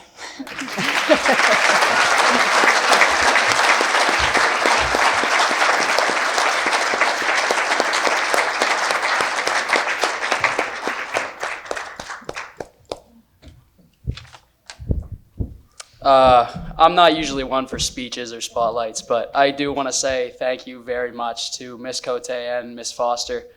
Without the so-called monumental push that you guys gave me throughout the past couple of years, I would not be on this stage at all. I love you guys to death, and I appreciate the heck out of you guys. Thank you.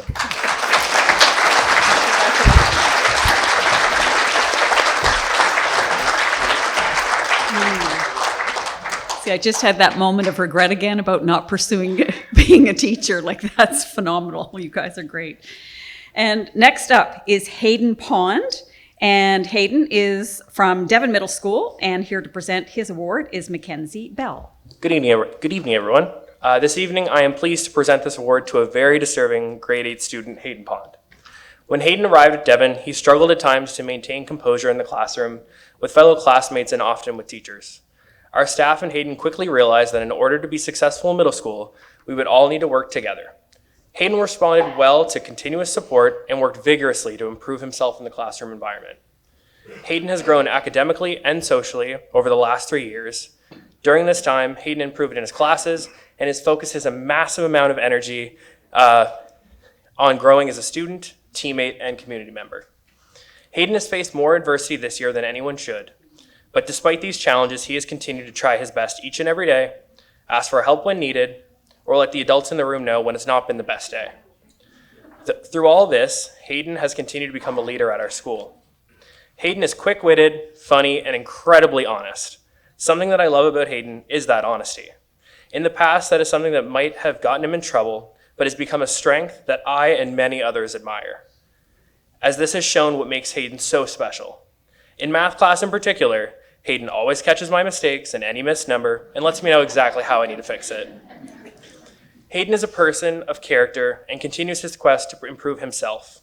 He volunteers within the school, has taken on leadership roles such as being our go-to athletic scorekeeper, and has taken ownership of our school's recycling program.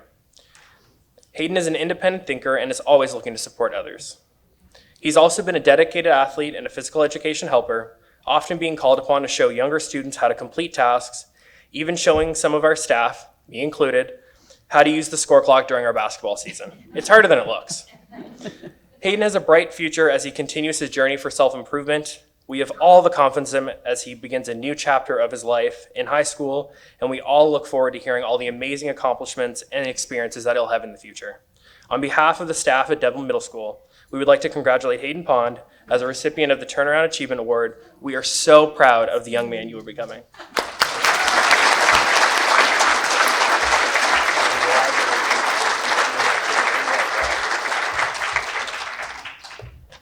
I don't really have a whole lot to say. Just thank you to my mom, my grandparents, and all my teachers. And yeah.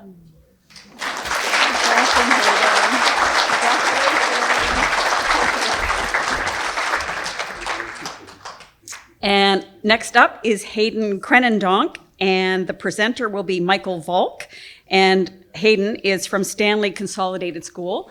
And Hayden, I heard your interview on CBC this morning. It was awesome. And I'm so glad that 1, you influenced the curriculum, 2, you're pursuing your dream, and to Michael, man, like, what an honor to be an integral part of his journey. So congratulations to you both.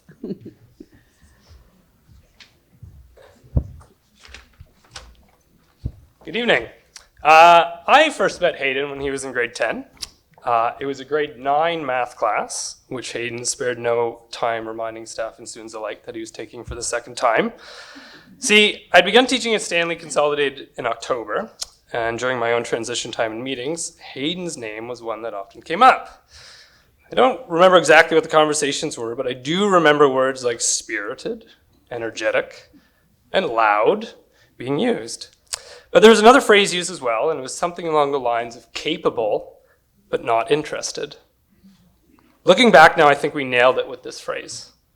We always knew Hayden was capable. Hayden just needed the opportunity to find this out for himself. One of these first days at the school, after a particularly challenging math class with Hayden, he asked me if I was going to run Auto Club. Having no idea what this was, I asked him to tell me more. Hayden explained to me that Auto Club was an extracurricular club where students work on and build drag cars in preparation for the high school challenge drag races in Miramichi each May long weekend. He explained that the club had not run for a few years and that I should get it going again.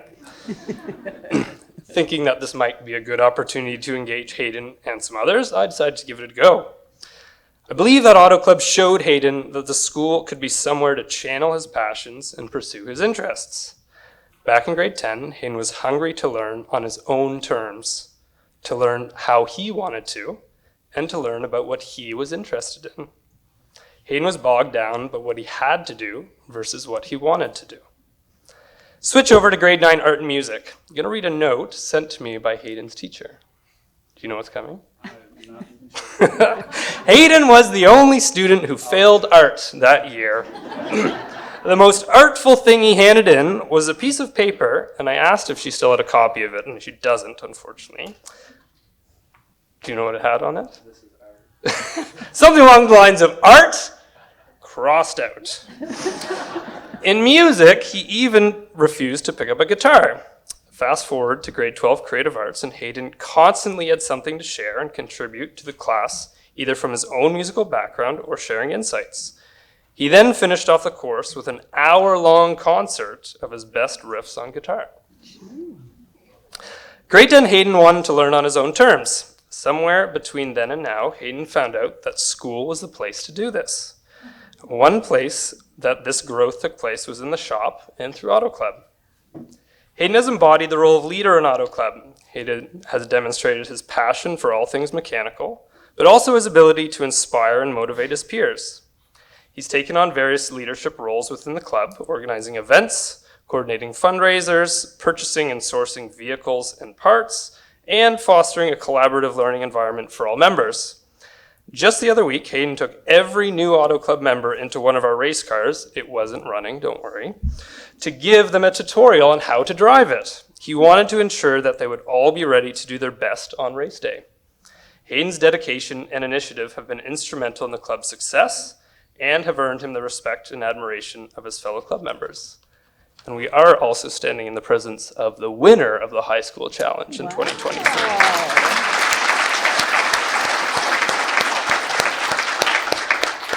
Hayden's remarkable turnaround serves as an inspiring example of the transformative power of finding one's passion. Hayden's recognition that our school is a place to pursue interests has helped him turn around from being uninterested in his courses and following school rules to a dedicated student, exemplary leader, and skilled tradesman within our school community. Hayden, on behalf of the entire Stanley Consolidated School community, we are so proud of you and can't think of anyone more deserving of this award. Congratulations.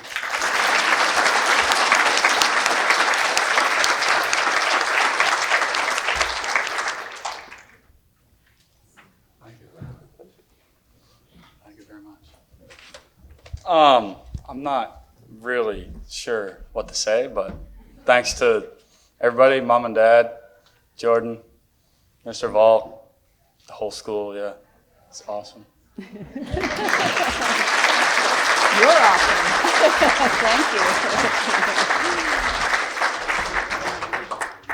Next up, Kershaw Copeland. And Kershaw is a student at Minto Memorial High School, and here to present Kershaw's award is Britton Bancroft. That room's a whole lot bigger when you're up here. I know about you. Good evening. Kershaw is a current student of mine, and I have him 3 periods a day. And so we joke every now and then, some days I see him more than I see my own family. What this means is that I've had the opportunity to see this young man and how much he has grown and changed and turned things around over the course of his high school career. When Kershaw first came to Minto High, he really struggled with the expectations and responsibilities associated with high school. His grades suffered, his attitudes and behavior were challenging, and there was a shared concern among staff about his success and what his future would look like. Fortunately, Kershaw's story does not end there. He chose to make a change. He chose to do things differently and to be better. This young man that I now spend the majority of my day with is exceptional in every sense of the word. I see him take responsibilities for leadership and responsibility in the shop. He routinely helps students who need it. He juggles a full course load while representing our school on multiple sports teams. I do not know what the future has in store for this young man, but I am supremely confident that he'll be successful. And it is because of the decisions and the changes you've made. Congratulations.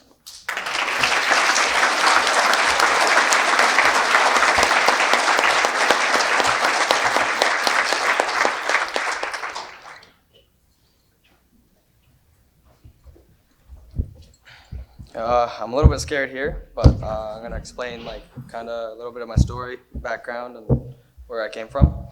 I grew up in Minto, a little place where not many people are known from. I grew up getting bullied, told I was ugly, short, told I was supposed to change who I was to be a better person. I realized growing up that everyone tried to just be rude for no reason. And once you realize that once you don't care what people say, it doesn't matter what really happens and what goes on. So once I hit high school, I had an average of 50, and then by the end I got the bare minimum of 60s, and I ended up passing. When I got to grade 10, science, my science teacher, Cheryl Livingston, she pushed me to get my grades higher because I had the bare minimum at the start of the year, and she helped me out at lunch by pushing me through, getting warm-ups, doing a whole bunch of extra marks, to getting up to getting a 90. And that really helped me get to where I am today, but the main thing is, I gotta take a breather here for a second. One of the main struggles that I went through was making friends, because I didn't have very many. So I realized that when I was getting bullied, that other people get bullied. So I tried to make it better by, when I see people in the hallway, I see if they're walking with their head down, I'll say hey, give me a smile back. I see a whole bunch of people now, and they'll see me in the hallway, they'll scream my name from the whole other side of the hallway, and I'll scream it back. It makes you feel really good when you do that. And then when you help people out, it makes their day better, really helps them. And I was struggling in the classroom, and I was never really good in the shop aspect of stuff, so I took my first shop course, scared out of my mind. Brake caliper came in, so I just had to clean that up. And he told me he had 100% in my capabilities. He really pushed me through, and then after the one assignment, I realized that you can really just keep going, and then you build your toolbox, you get more knowledge, you gain it all, and then you actually can have a really good life if you learn as much as possible and you gain. So the message I really want to put out there is that believe in yourself, and that you can't believe in what other people put down upon you. You always want to believe in yourself, and I really want to give a thank you to my mother and my grandmother and Bretton Bancroft for believing in me.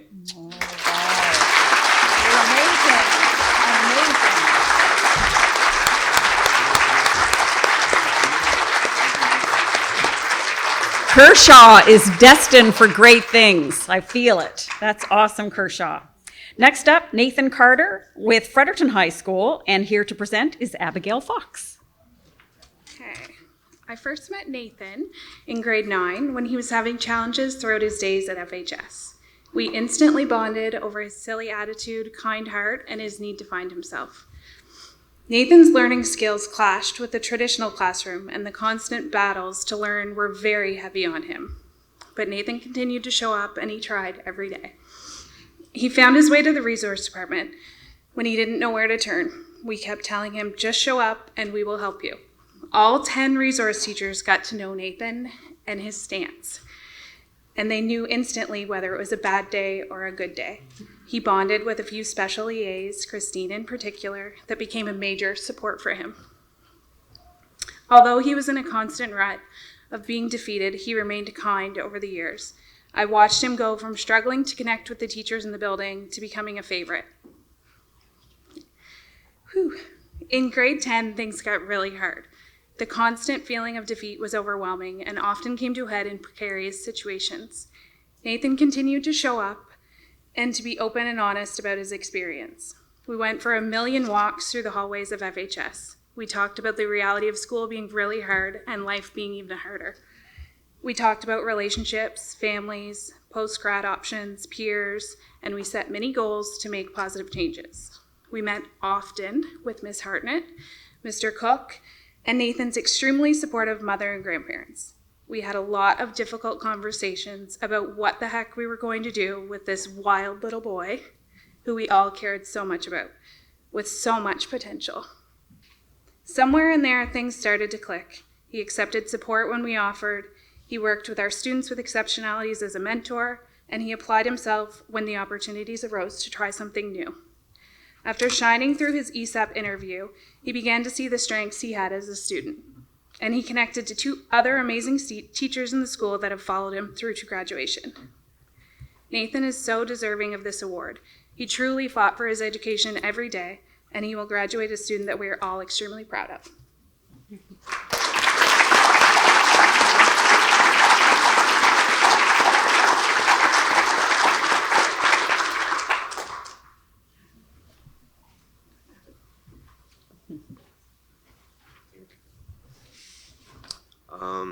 I would just like to say thank you to my family and Christine.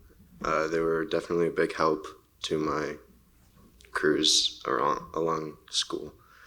And I would also like to thank you to Ms. Fox. She gave me the opportunity for my work placement with her husband, and that helped me graduate early, and that was a big help.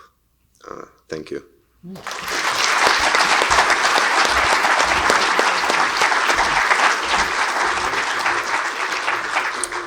Nathan has a voice for radio. I think he should consider broadcasting.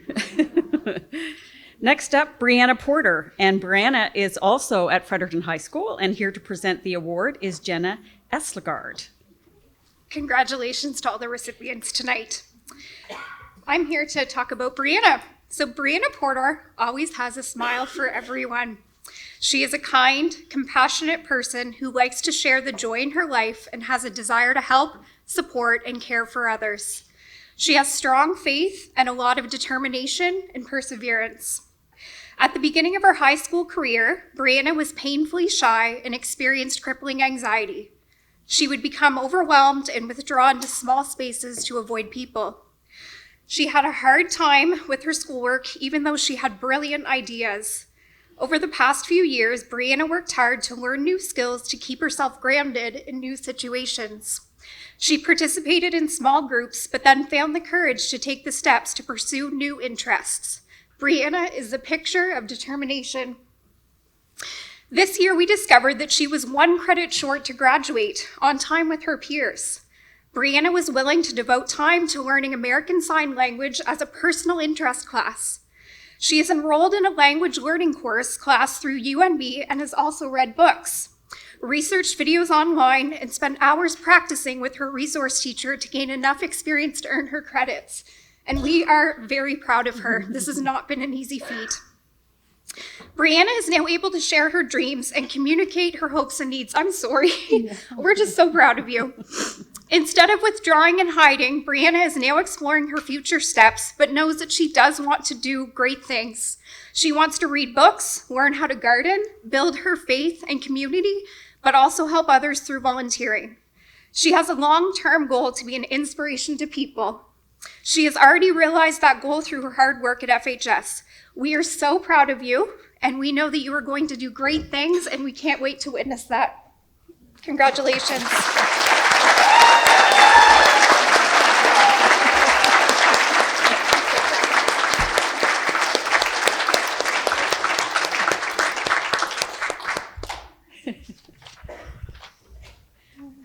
Goodness, I was about to tear up for a little bit.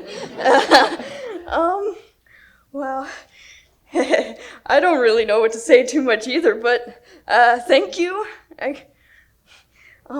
Yeah. I guess thank you to everybody who really, supported me and I guess really, wanted to talk to me. I was actually quite surprised that I even really won an award, really. Yep, Oh my gosh. I guess all I really have to say is thank you. Thanks for listening as well.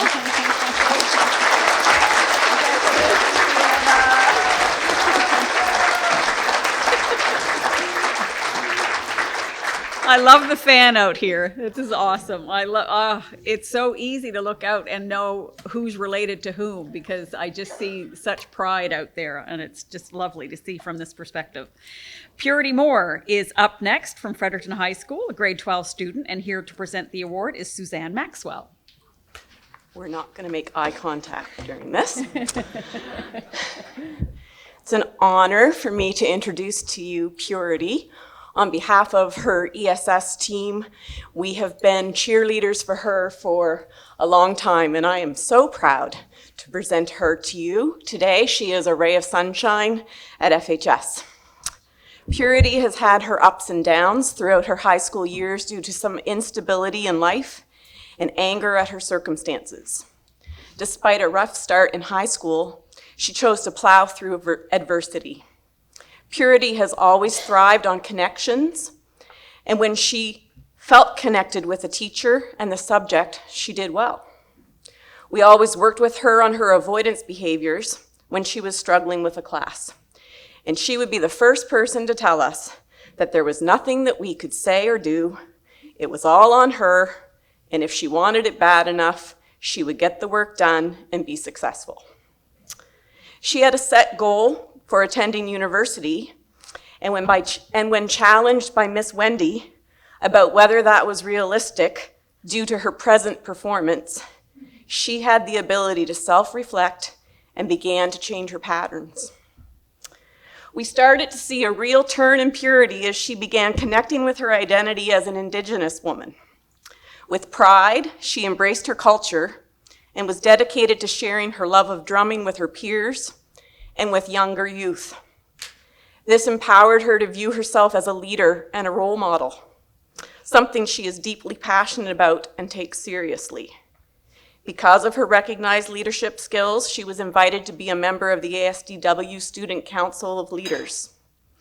Purity is always looking for ways to support and give back to her home community of Village, said it right, including taking part in the Village Youth Council. Wilma Mankiller, the first woman elected as principal chief of the Cherokee Nation, once said, "The secret of our success is that we never, never give up." And this is true of Purity. We have great respect for her taking responsibility for all her choices. She has shown growth and maturity, and we are so proud of where she is and look forward to seeing where she is going. She is going to be a change maker.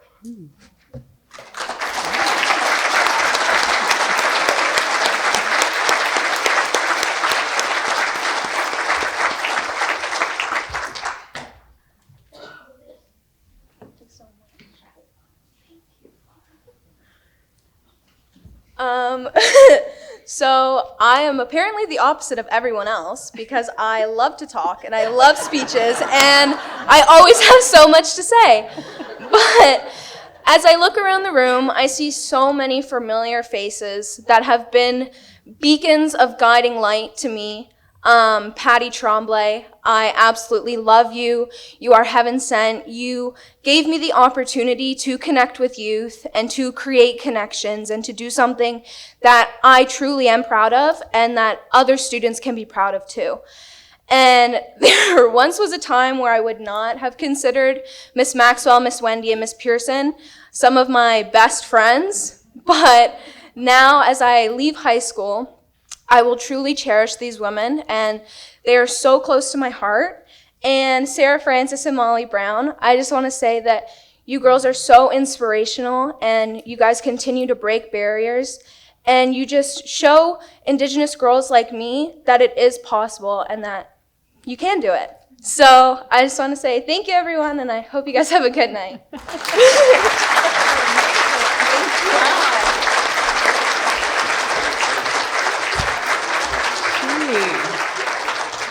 I didn't get a teleprompter. She obviously had a teleprompter. Like, wow. Sheesh. Bella Mercerall is the next recipient from Fredericton High School. And Bella, you will be presented your award by once again the lovely Suzanne. No. That's her grade Oh, hey, John. Again, no eye contact was the rule. I am pleased to introduce to you Bella, another rock star, and I get the pleasure of representing our ESS team, who has been so proud to nominate her this evening. She is one of our hardest working students.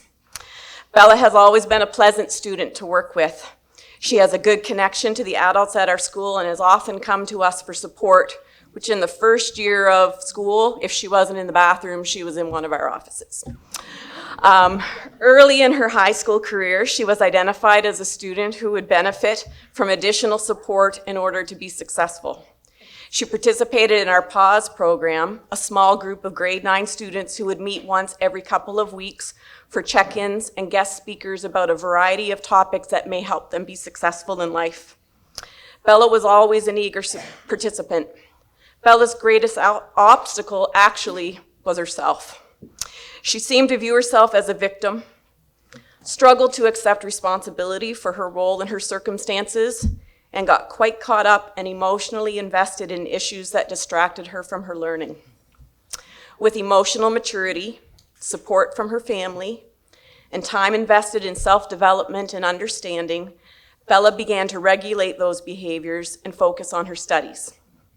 We saw a shift in her values, from victim to taking charge of her future. Once Bella began to feel successful, she thrived. She entered her grade 12 year, 2 credits short for her path to graduation. We honestly weren't sure that her goal of being a 2024 grad could be realized, but she showed us. She committed to put in the effort and time. She took summer learning options and extra online courses each semester in order to be eligible to cross the stage in June with her peers. Bella now sees herself as a role model. She has hope for her future. She told me the other day that she was grateful for the hard times, and it reminded me of a quote by C.S. Lewis. Hardships often prepare ordinary people for an extraordinary destiny. We are so proud of Bella for who she is, how far she's come, and what influence she will have on others as she graduates and embraces her identity.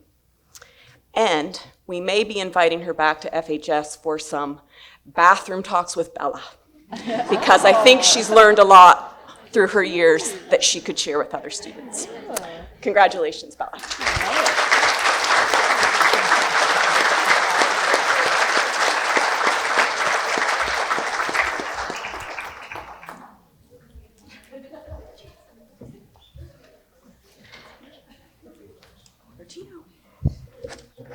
This is a lot of people. I just wanted to start by thanking everyone who has impacted who I am. If you had told me in grade 9 that I would be standing here, I would not have believed you. I'd like to highlight a few people, Miss Pearson and Miss Maxwell, who, if there was $1 for every time I was in one of their offices, they could go into early retirement. We should look into that. As well as Tara Hay, who held my hand through the hardest times of my life. I'd like to highlight my mom and my dad, my support system in its own. They're some of the greatest people I've ever met, as well as my Grammy and Grampy. I'm so glad that you're here today, and you truly made me who I am today. And I hope that I could have half of the courage that you have, and I hope to make you proud every single day. And to anyone who is struggling, you are not your struggles at all.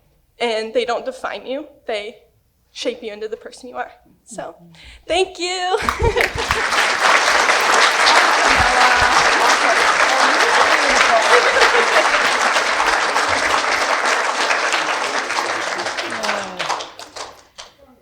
Next up, another grade 12 student from Fredericton High School. She goes by the name of Abigail Thornton, and she is going to be presented an award by Diane Langille. Do you say Langill or Langill? It makes me more sophisticated with the Langille, so it's all right. Bella, thanks. You already made me tear up, and I'm a crier. So I'm going to try to get through this. I brought my Kleenex, and I have my waterproof mascara on.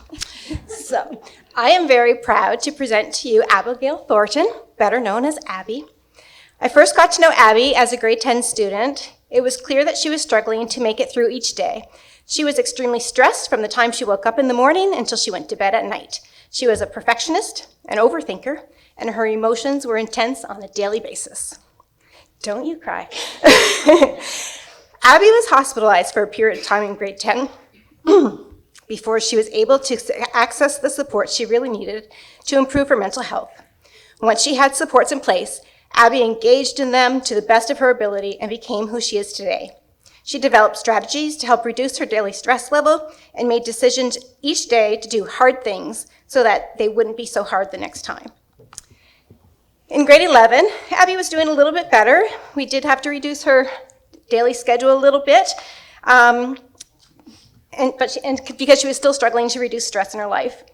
I have an example of her perfectionism with me. One Monday morning in September of her grade 11 year, I got an email or a Teams message that said, "Mrs. Langell, it's been a hard weekend, but I want to give you my outline for what I want to do in grade 12. This is September of her grade 11 year. And this was color-coded. It's not printed out in color, but it was color-coded, highlighted in different colors about what she was going to do in grade 12. So she was doing this when there were other students still in the school walking around with only 4 courses on their schedule, hoping not to be caught and put into a 5th one. So that is Abby in a nutshell. She's a hard worker. She really has big plans and has to think all the time. In September of her grade 11, and then she even, later on, she wasn't quite sure, when she wasn't quite as stressed, she actually told me that she created a PowerPoint presentation for her university plans and how to get there. I believe, and I know Abby would agree, that the best choice she has ever made was joining the FHS Best Buddies program. Abby became a champion for students with disabilities. She is an integral part of the success of the program and is the biggest cheerleader for students who require extra supports. She truly is one of the most dedicated and compassionate students I have ever met.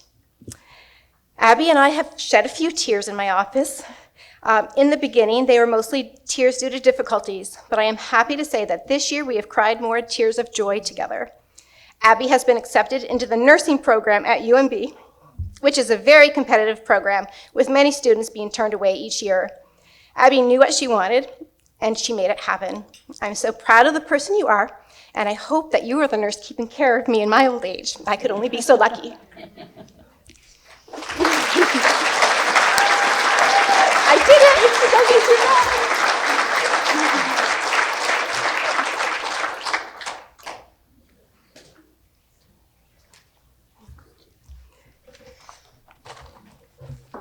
Thank you. Sorry, we've learned that I'm a crier over the last few years, so I don't know how well I'll get through this, but I just want to say thank you to everybody within my support system. My parents, my family, my sisters, Miss Fox, Miss Langell, of course, Mr. Connors, everybody.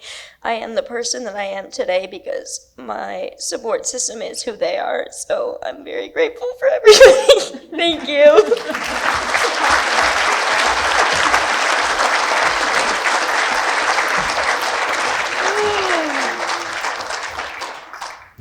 Next up, another grade 12 student from, this would be from Chipman Forest Avenue School. And here to present Brooklyn Kasiram with her, I hope I pronounced your name properly, Brooklyn. Thank you. And then Yvonne Caverhill. That's an easy one. I think I got that one right.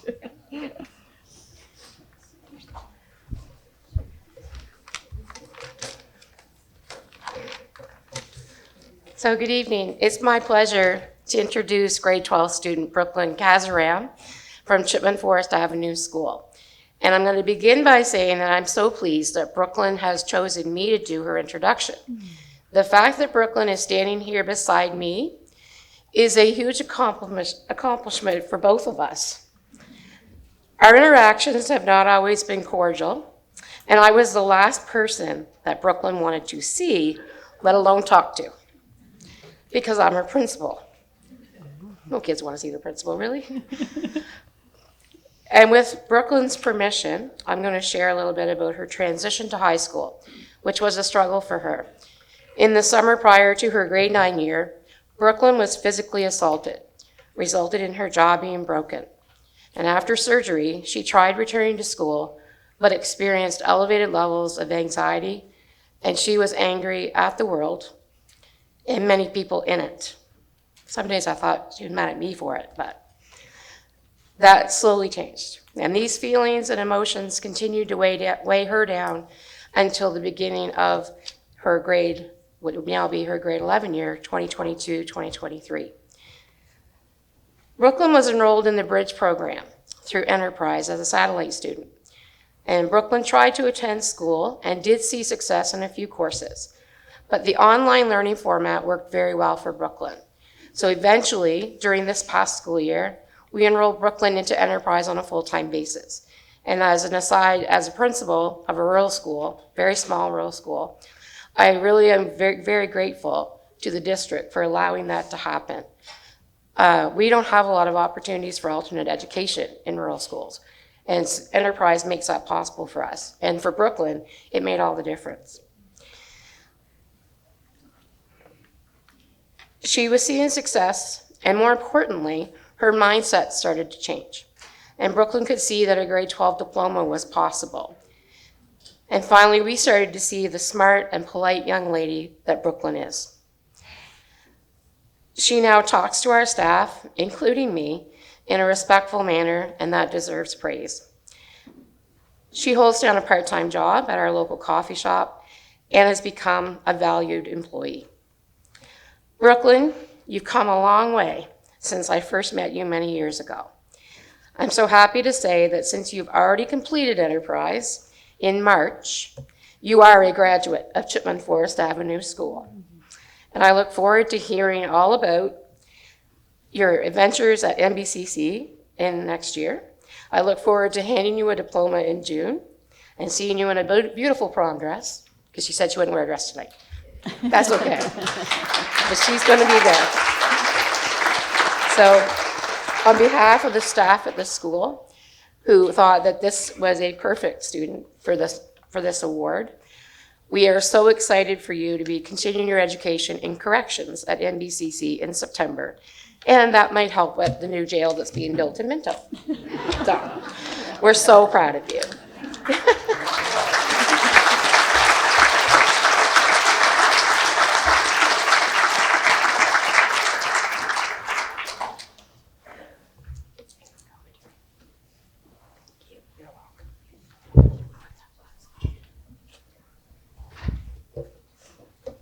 I just want to say thank you to everyone who made it possible for me to be here today. I didn't think I was going to graduate. I never did think I was going to graduate. And I want to say thank you to my mom and my dad especially, and thank you to Miss Caverhill, because I wouldn't have been able to graduate if I would have had to stay in a school environment, and she was the only person who could make that possible for me. So thank you, everyone.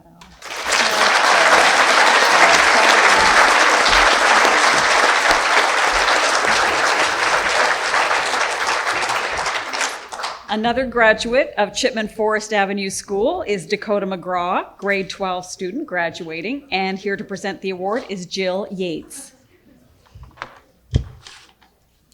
On the glasses. I'm pleased to introduce Dakota McGraw on behalf of the Chipman Forest Avenue staff. Dakota is a very private person, so her story again is not my story to tell. But believe me when I tell you that Dakota has persevered through tough times in her life. She's learned how to take care of her mental health and to take care of herself. She has made significant changes in her life over the last couple of years, which have helped her to live a more positive life. She's grown from a student that didn't want to be at school and didn't really care to be around anybody. She was not a motivated student. She's now changed into a motivated student who has goals for herself for the future. Dakota is almost finished the Essential Skills program, where for her final project, she's doing some upgrades to our local youth center. She's working as a co-op education student in our middle school, and the teacher raves about her work ethic and says that she's a real natural when it comes to working with kids. She's focused on doing better in her life and reaching her goals. She will be attending NBCC in Fredericton next year and taking the early childhood education course. We are very proud of the growth that Dakota has shown over the last couple of years, and we wish her continued success as she gets ready to move on to the next chapter in her life. Congratulations, Dakota.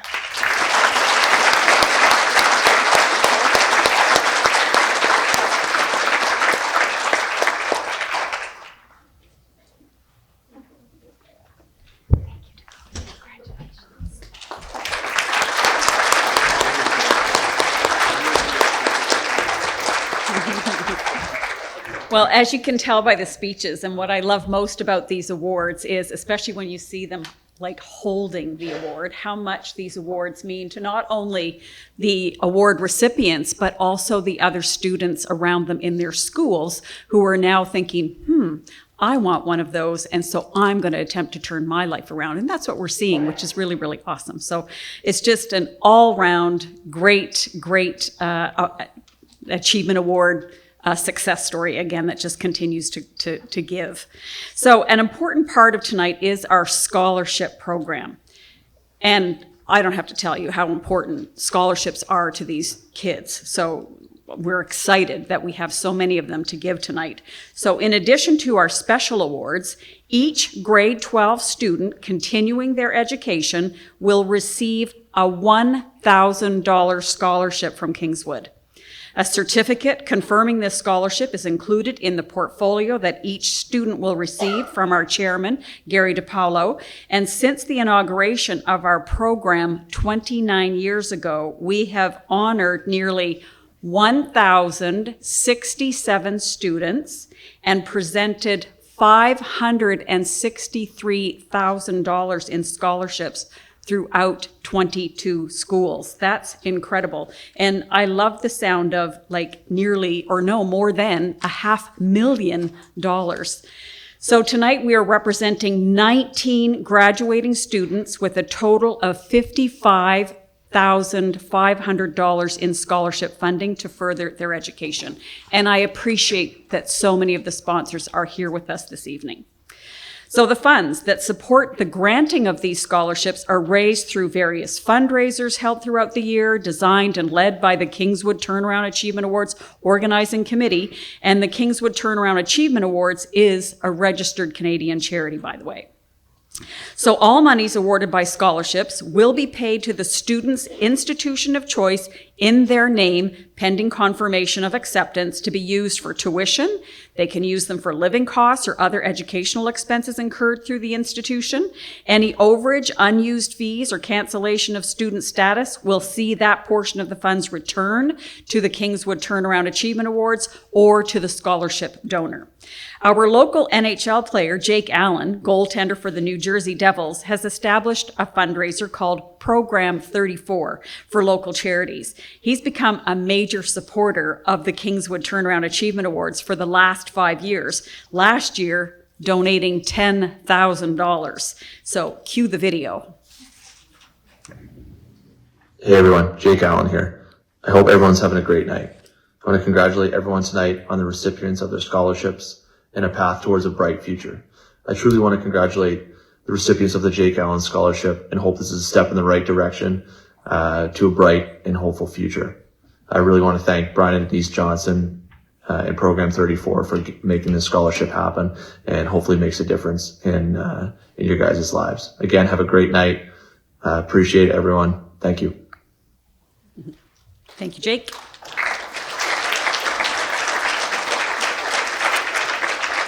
So now we continue the exciting part of this evening's ceremony with the presentation of individual scholarships to some of tonight's graduating recipients. These scholarships are funded through the support of individuals as well as corporate and institutional partners in our program. Starting with the Nashwaaksis Lions Club Scholarship in the value of $1,000 and in its 13th year of being offered will be presented by Lions Club member Dwayne Craig to Nathaniel Murphy of Leo Hayes High School, who will be studying in the fall to become a firefighter. Nathaniel, you still with us? There you are. Thought you might have been out putting out a fire or something. Awesome.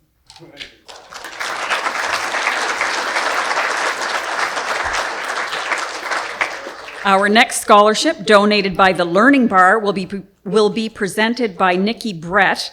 And the Learning Bar is a research-based education company that provides tools and solutions designed to inform educators, guide school planning, and give a voice to students, parents, and teachers. This is the 10th year of the Learning Bar and that the Learning Bar has been a partner in our program, and valued at $1,000. This scholarship is awarded to Nathaniel Fournier from the Fredericton Enterprise Center.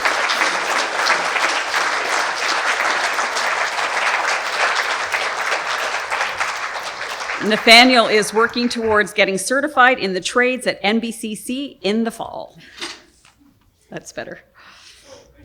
The New Brunswick Society of Retired Teachers Central Branch Scholarship, valued at $1,000 and presented by Cheryl Miles, president of the Central Branch, goes to Brighton Beal from Cambridge Narrows Community School.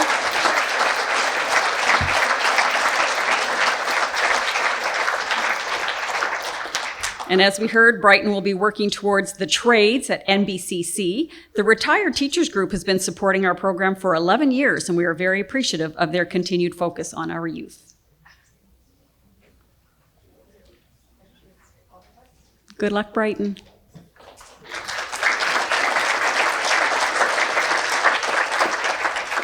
The next two scholarships are awarded by the New Brunswick Community College, NBCC. NBCC provides post-secondary education on 6 campuses across New Brunswick in more than 90 programs. This is NBCC's 13th year as a partner of this program. Each scholarship presented tonight is in the amount of $1,000 and will be presented by Carrie Jane Rose, Development Officer at the NBCC Fredericton campus. The first NBC Fredericton Campus Scholarship is awarded to Evan Mays from Oromocto High School.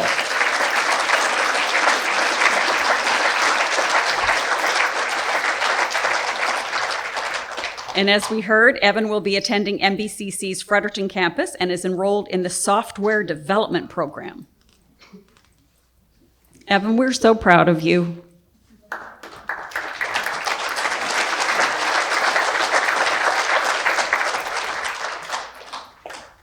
And the second scholarship to NBCC is awarded to Hannah Ferris of Oromocto High School.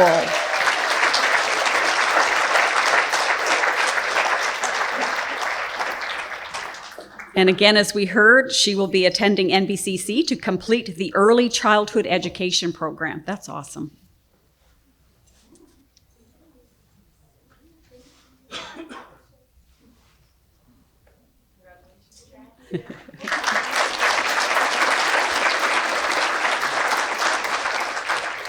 Our next scholarship, valued at $1,000, is presented by the Omega Restaurant in Minto. Drove by there just the other night. This is the 3rd year for the involvement of the Omega Restaurant, and the winner will be presented their scholarship by Chairman Gary DiPaolo. The winner is, I bet you already guessed, Kershaw Copeland from Minto High School.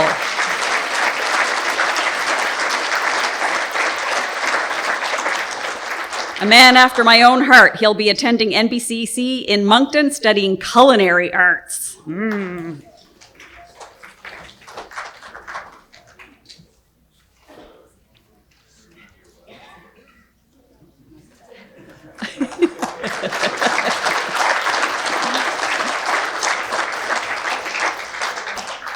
In June 2016, the Kingswood family tragically lost a very beautiful person by the name of Jennifer Brewer. Jen was known for her kindness, beautiful smile, and positive disposition. She touched many lives, and for that, we are left with beautiful memories. While we are saddened by our loss, we know that Jen would be honored that Kingswood is donating an annual $1,000 scholarship in her memory to the Kingswood Turnaround Achievement Awards. The Jen Brewer Memorial of $1,000 presented by Alex Trask, Kingswood Entertainment Center manager, is being awarded to Jaden Chase of Fredericton Enterprise Center.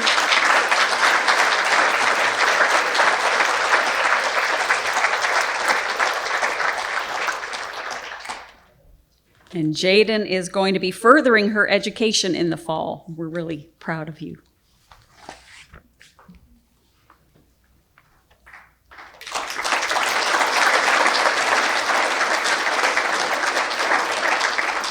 The University of New Brunswick Scholarship, valued at $5,000. Imagine, $5,000 will be presented tonight by Rochelle Corey, Director of Undergraduate Awards. UNB offers undergraduate and graduate degrees in more than 60 disciplines and continuing education in a variety of fields. This is UNB's 17th year as a partner of this program. We're happy to say that there are 2 students going to UNB in the fall, and the university is generously awarding both students $5,000. Many thanks to UNB. Receiving the first UNB scholarship of $5,000 is Cohen McCann of Warramuckto High School.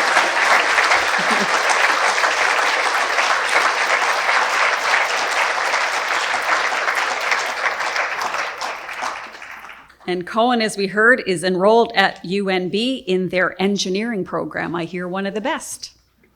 So you're lucky.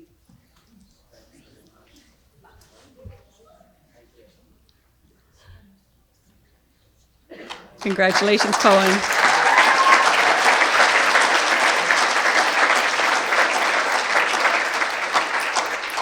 And the second $5,000 scholarship presented by Rochelle again goes to Abigail, or Abby, Thornton of Fredericton High School. Come back up here, Abby.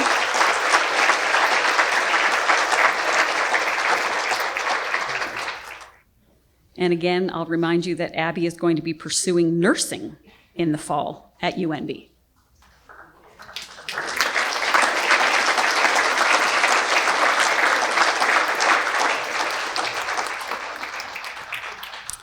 The Jake Allen Scholarship, valued at $2,000, is being presented by Jake's parents, Kurt and Susan. The recipient is Olivia Seymour of the Fredericton Enterprise Center.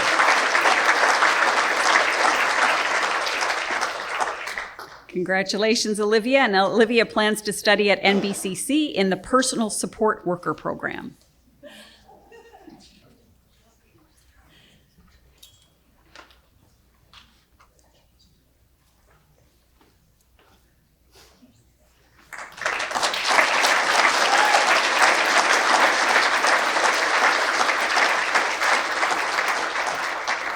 St. Thomas University has been a supporter of our program since we began. This year, they are proud to present a scholarship valued at $2,000, and presenting the scholarship is Hannah Johnston, on-campus admissions counselor, and this year's winner is Purity Moore of Fredericton High School.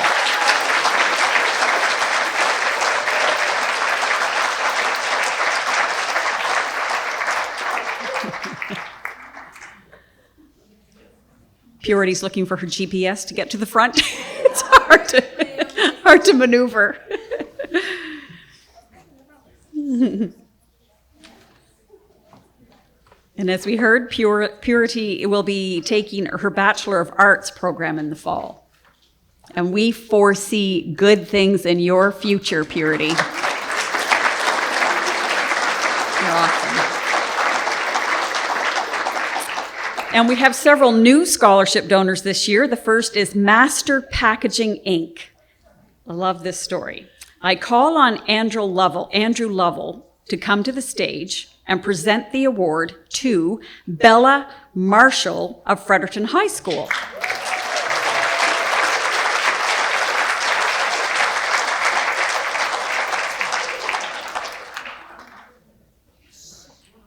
I don't think we heard this one yet, but Bella is moving to the United Kingdom to further her dreams, so we wish you well in the UK.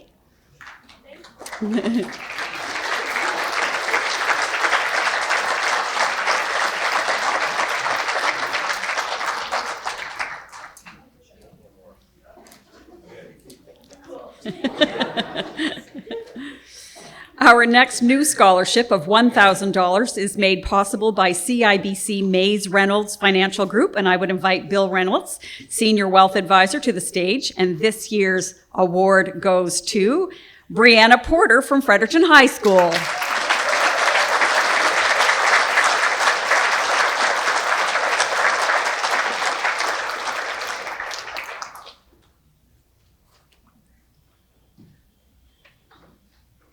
Congratulations, Brianna.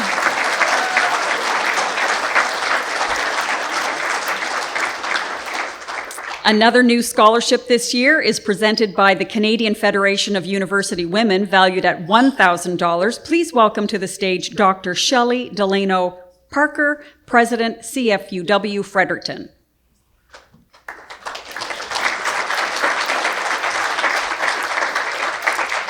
And just a shout out to the folks who are obviously rounding up all of these new scholarships, but also to the different companies who are stepping up in a big way. So we appreciate you for sure.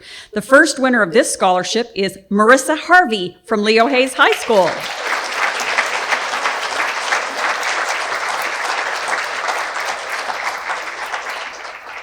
So we wish Marissa well. She'll be attending Eastern College in the fall, enrolled in the Child and Youth Care Program.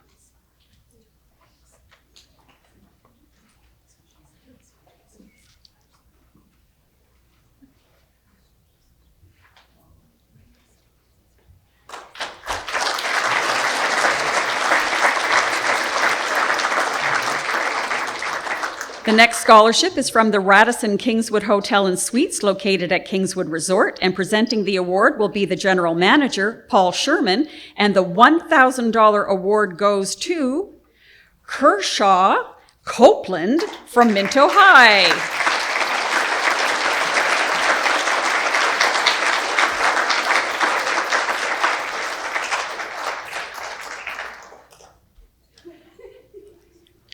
A repeat. I think that's what we call this. Number 2 for Kershaw, and he will be attending NBCC in Moncton to further his culinary trade. So 2 scholarships, that's pretty impressive.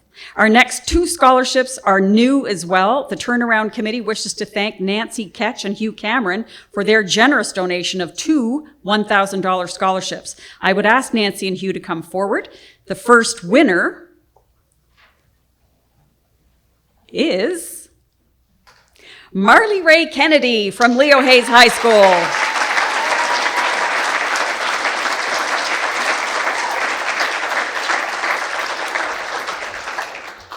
And as you will recall, Marley Ray will be attending MBCC in the LPN program.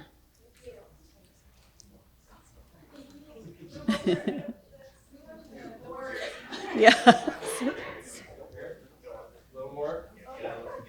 Yeah. There we go.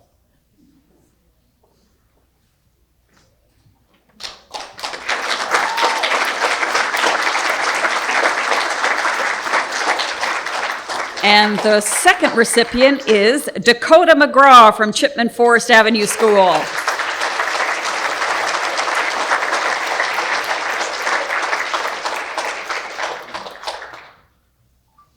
And Dakota has been accepted into the Early Childhood Education Program at NBCC in Fredericton.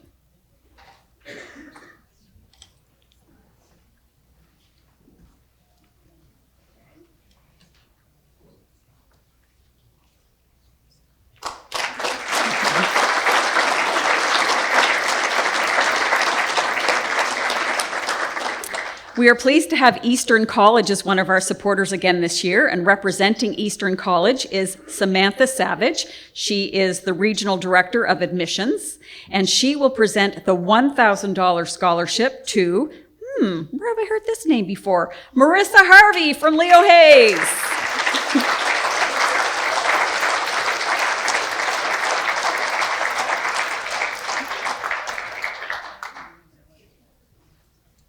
Getting your 10,000 steps in tonight. Marissa will be attending Eastern College in the fall, enrolled in the Child and Youth Care program.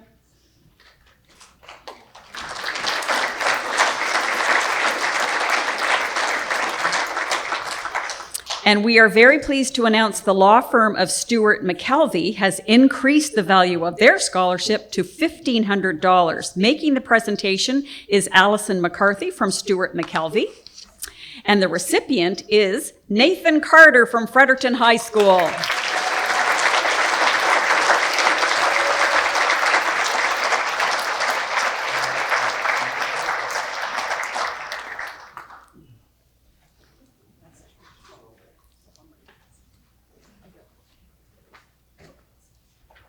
The news is brought to you tonight by Nathan Carter.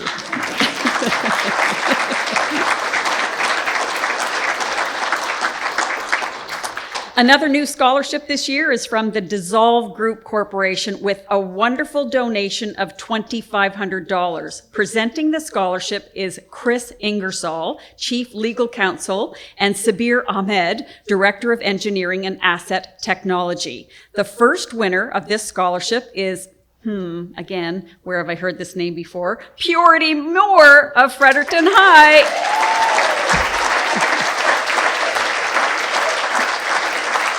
Another double winner.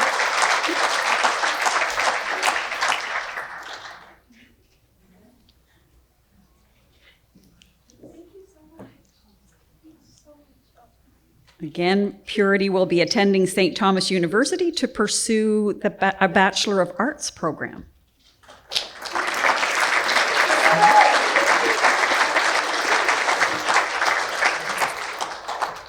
This is the great story. So sometimes we all wonder, the committee, you, me, we all wonder how this ceremony affects the people that attend. Well, here's an example of how profound it can be. So last year, one of our Turnaround Achievement Award recipients was Robert Lovell.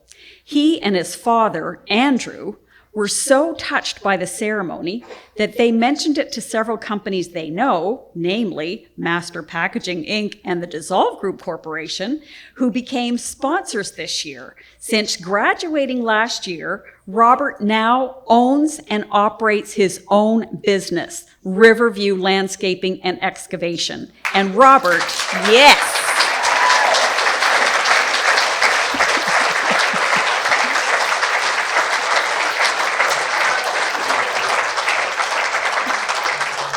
And Robert, and I won't be able to get him to smile. I could try, but I'm not going to be successful. Am I telling the truth or what? I'm telling the truth. So Robert has generously donated, this is a running joke between his dad and I. I'll just tell you really quickly. Love for Local had a campaign and we went out with the cameras and Dad was trying to get Robert to smile. No way. We're like, just a little smile. No smile. So Robert has generously donated $1,000 scholarship. Thank you so much, Robert. This is the first time that a past Turnaround Achievement Award recipient has donated a scholarship. So honestly, this is a great story. Thank you.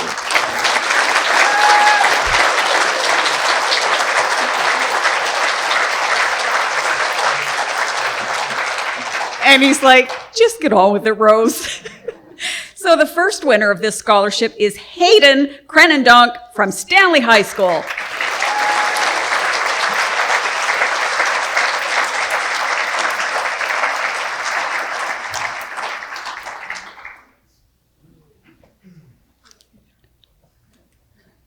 Should have got you to bring your guitar. I don't know why yeah.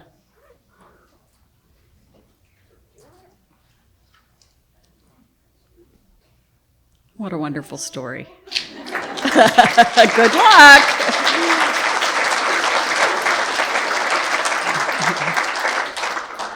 Our last scholarship is presented in the memory of Nick Plimmer. And Alex, you spoke so fondly of him. That was a wonderful, wonderful tribute. So again, Nick worked tirelessly with at-risk students at District 17 and 18 at the time. This program is very dear to his heart, as we heard. We would ask David McTimoney, school superintendent from Anglophone West, to present the scholarship in the amount of $2,000 to Brooklyn Kasserim from Chipman Forest Avenue School.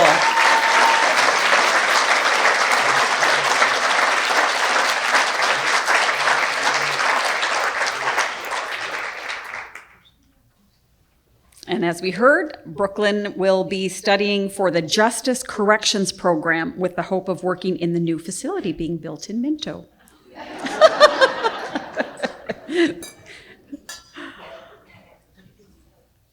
We'll rewind the tape on that one, don't worry.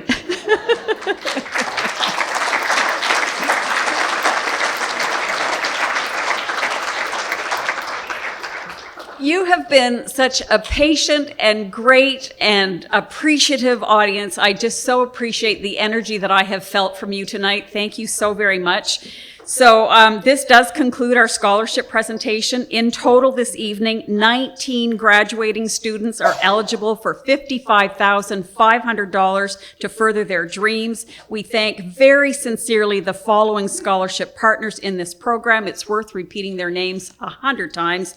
NBCC, St. Thomas University, University of New Brunswick, Atlantic Business College, The Learning Bar, Radisson Kingswood Hotel and Suites, Central Branch of NB Retired Teachers, Nashwaaksis Lions Club, Crandall University, Jen Brewer Family. I'm starting to sound like the Scoop and Save ad.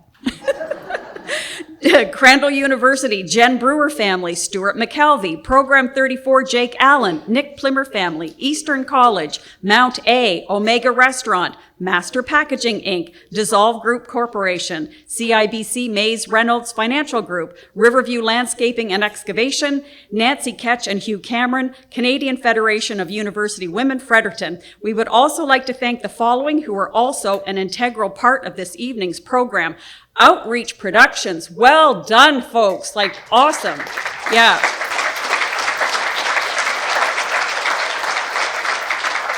Next year, we'll integrate the teleprompter so I can speak as eloquently as some of the students did.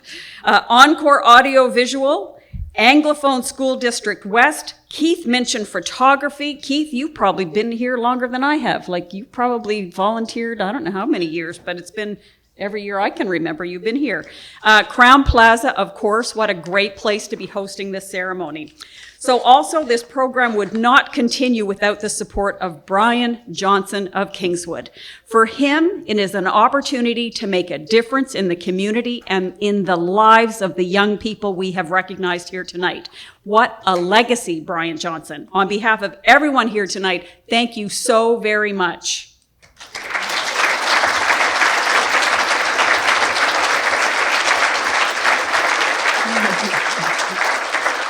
So now, if we could just give our students time to form, so this is a cue to the students, if we could just give our students time to form a receiving line over by the exit, so right around there where you got your pictures taken around that hallway. And then I'd ask that if everyone would please take a moment and offer words of encouragement and congratulate them on their achievements. So while that's happening, I'll just say that the photos and video of tonight's ceremony can be found at www.kingswoodpark.ca under Turnaround Achievement Awards in the coming weeks. And in parting, I'm going to leave you with this quote by Charles Swindoll. This really speaks to me because it really speaks to what we witnessed tonight. The longer I live, the more I realize the impact of attitude on life.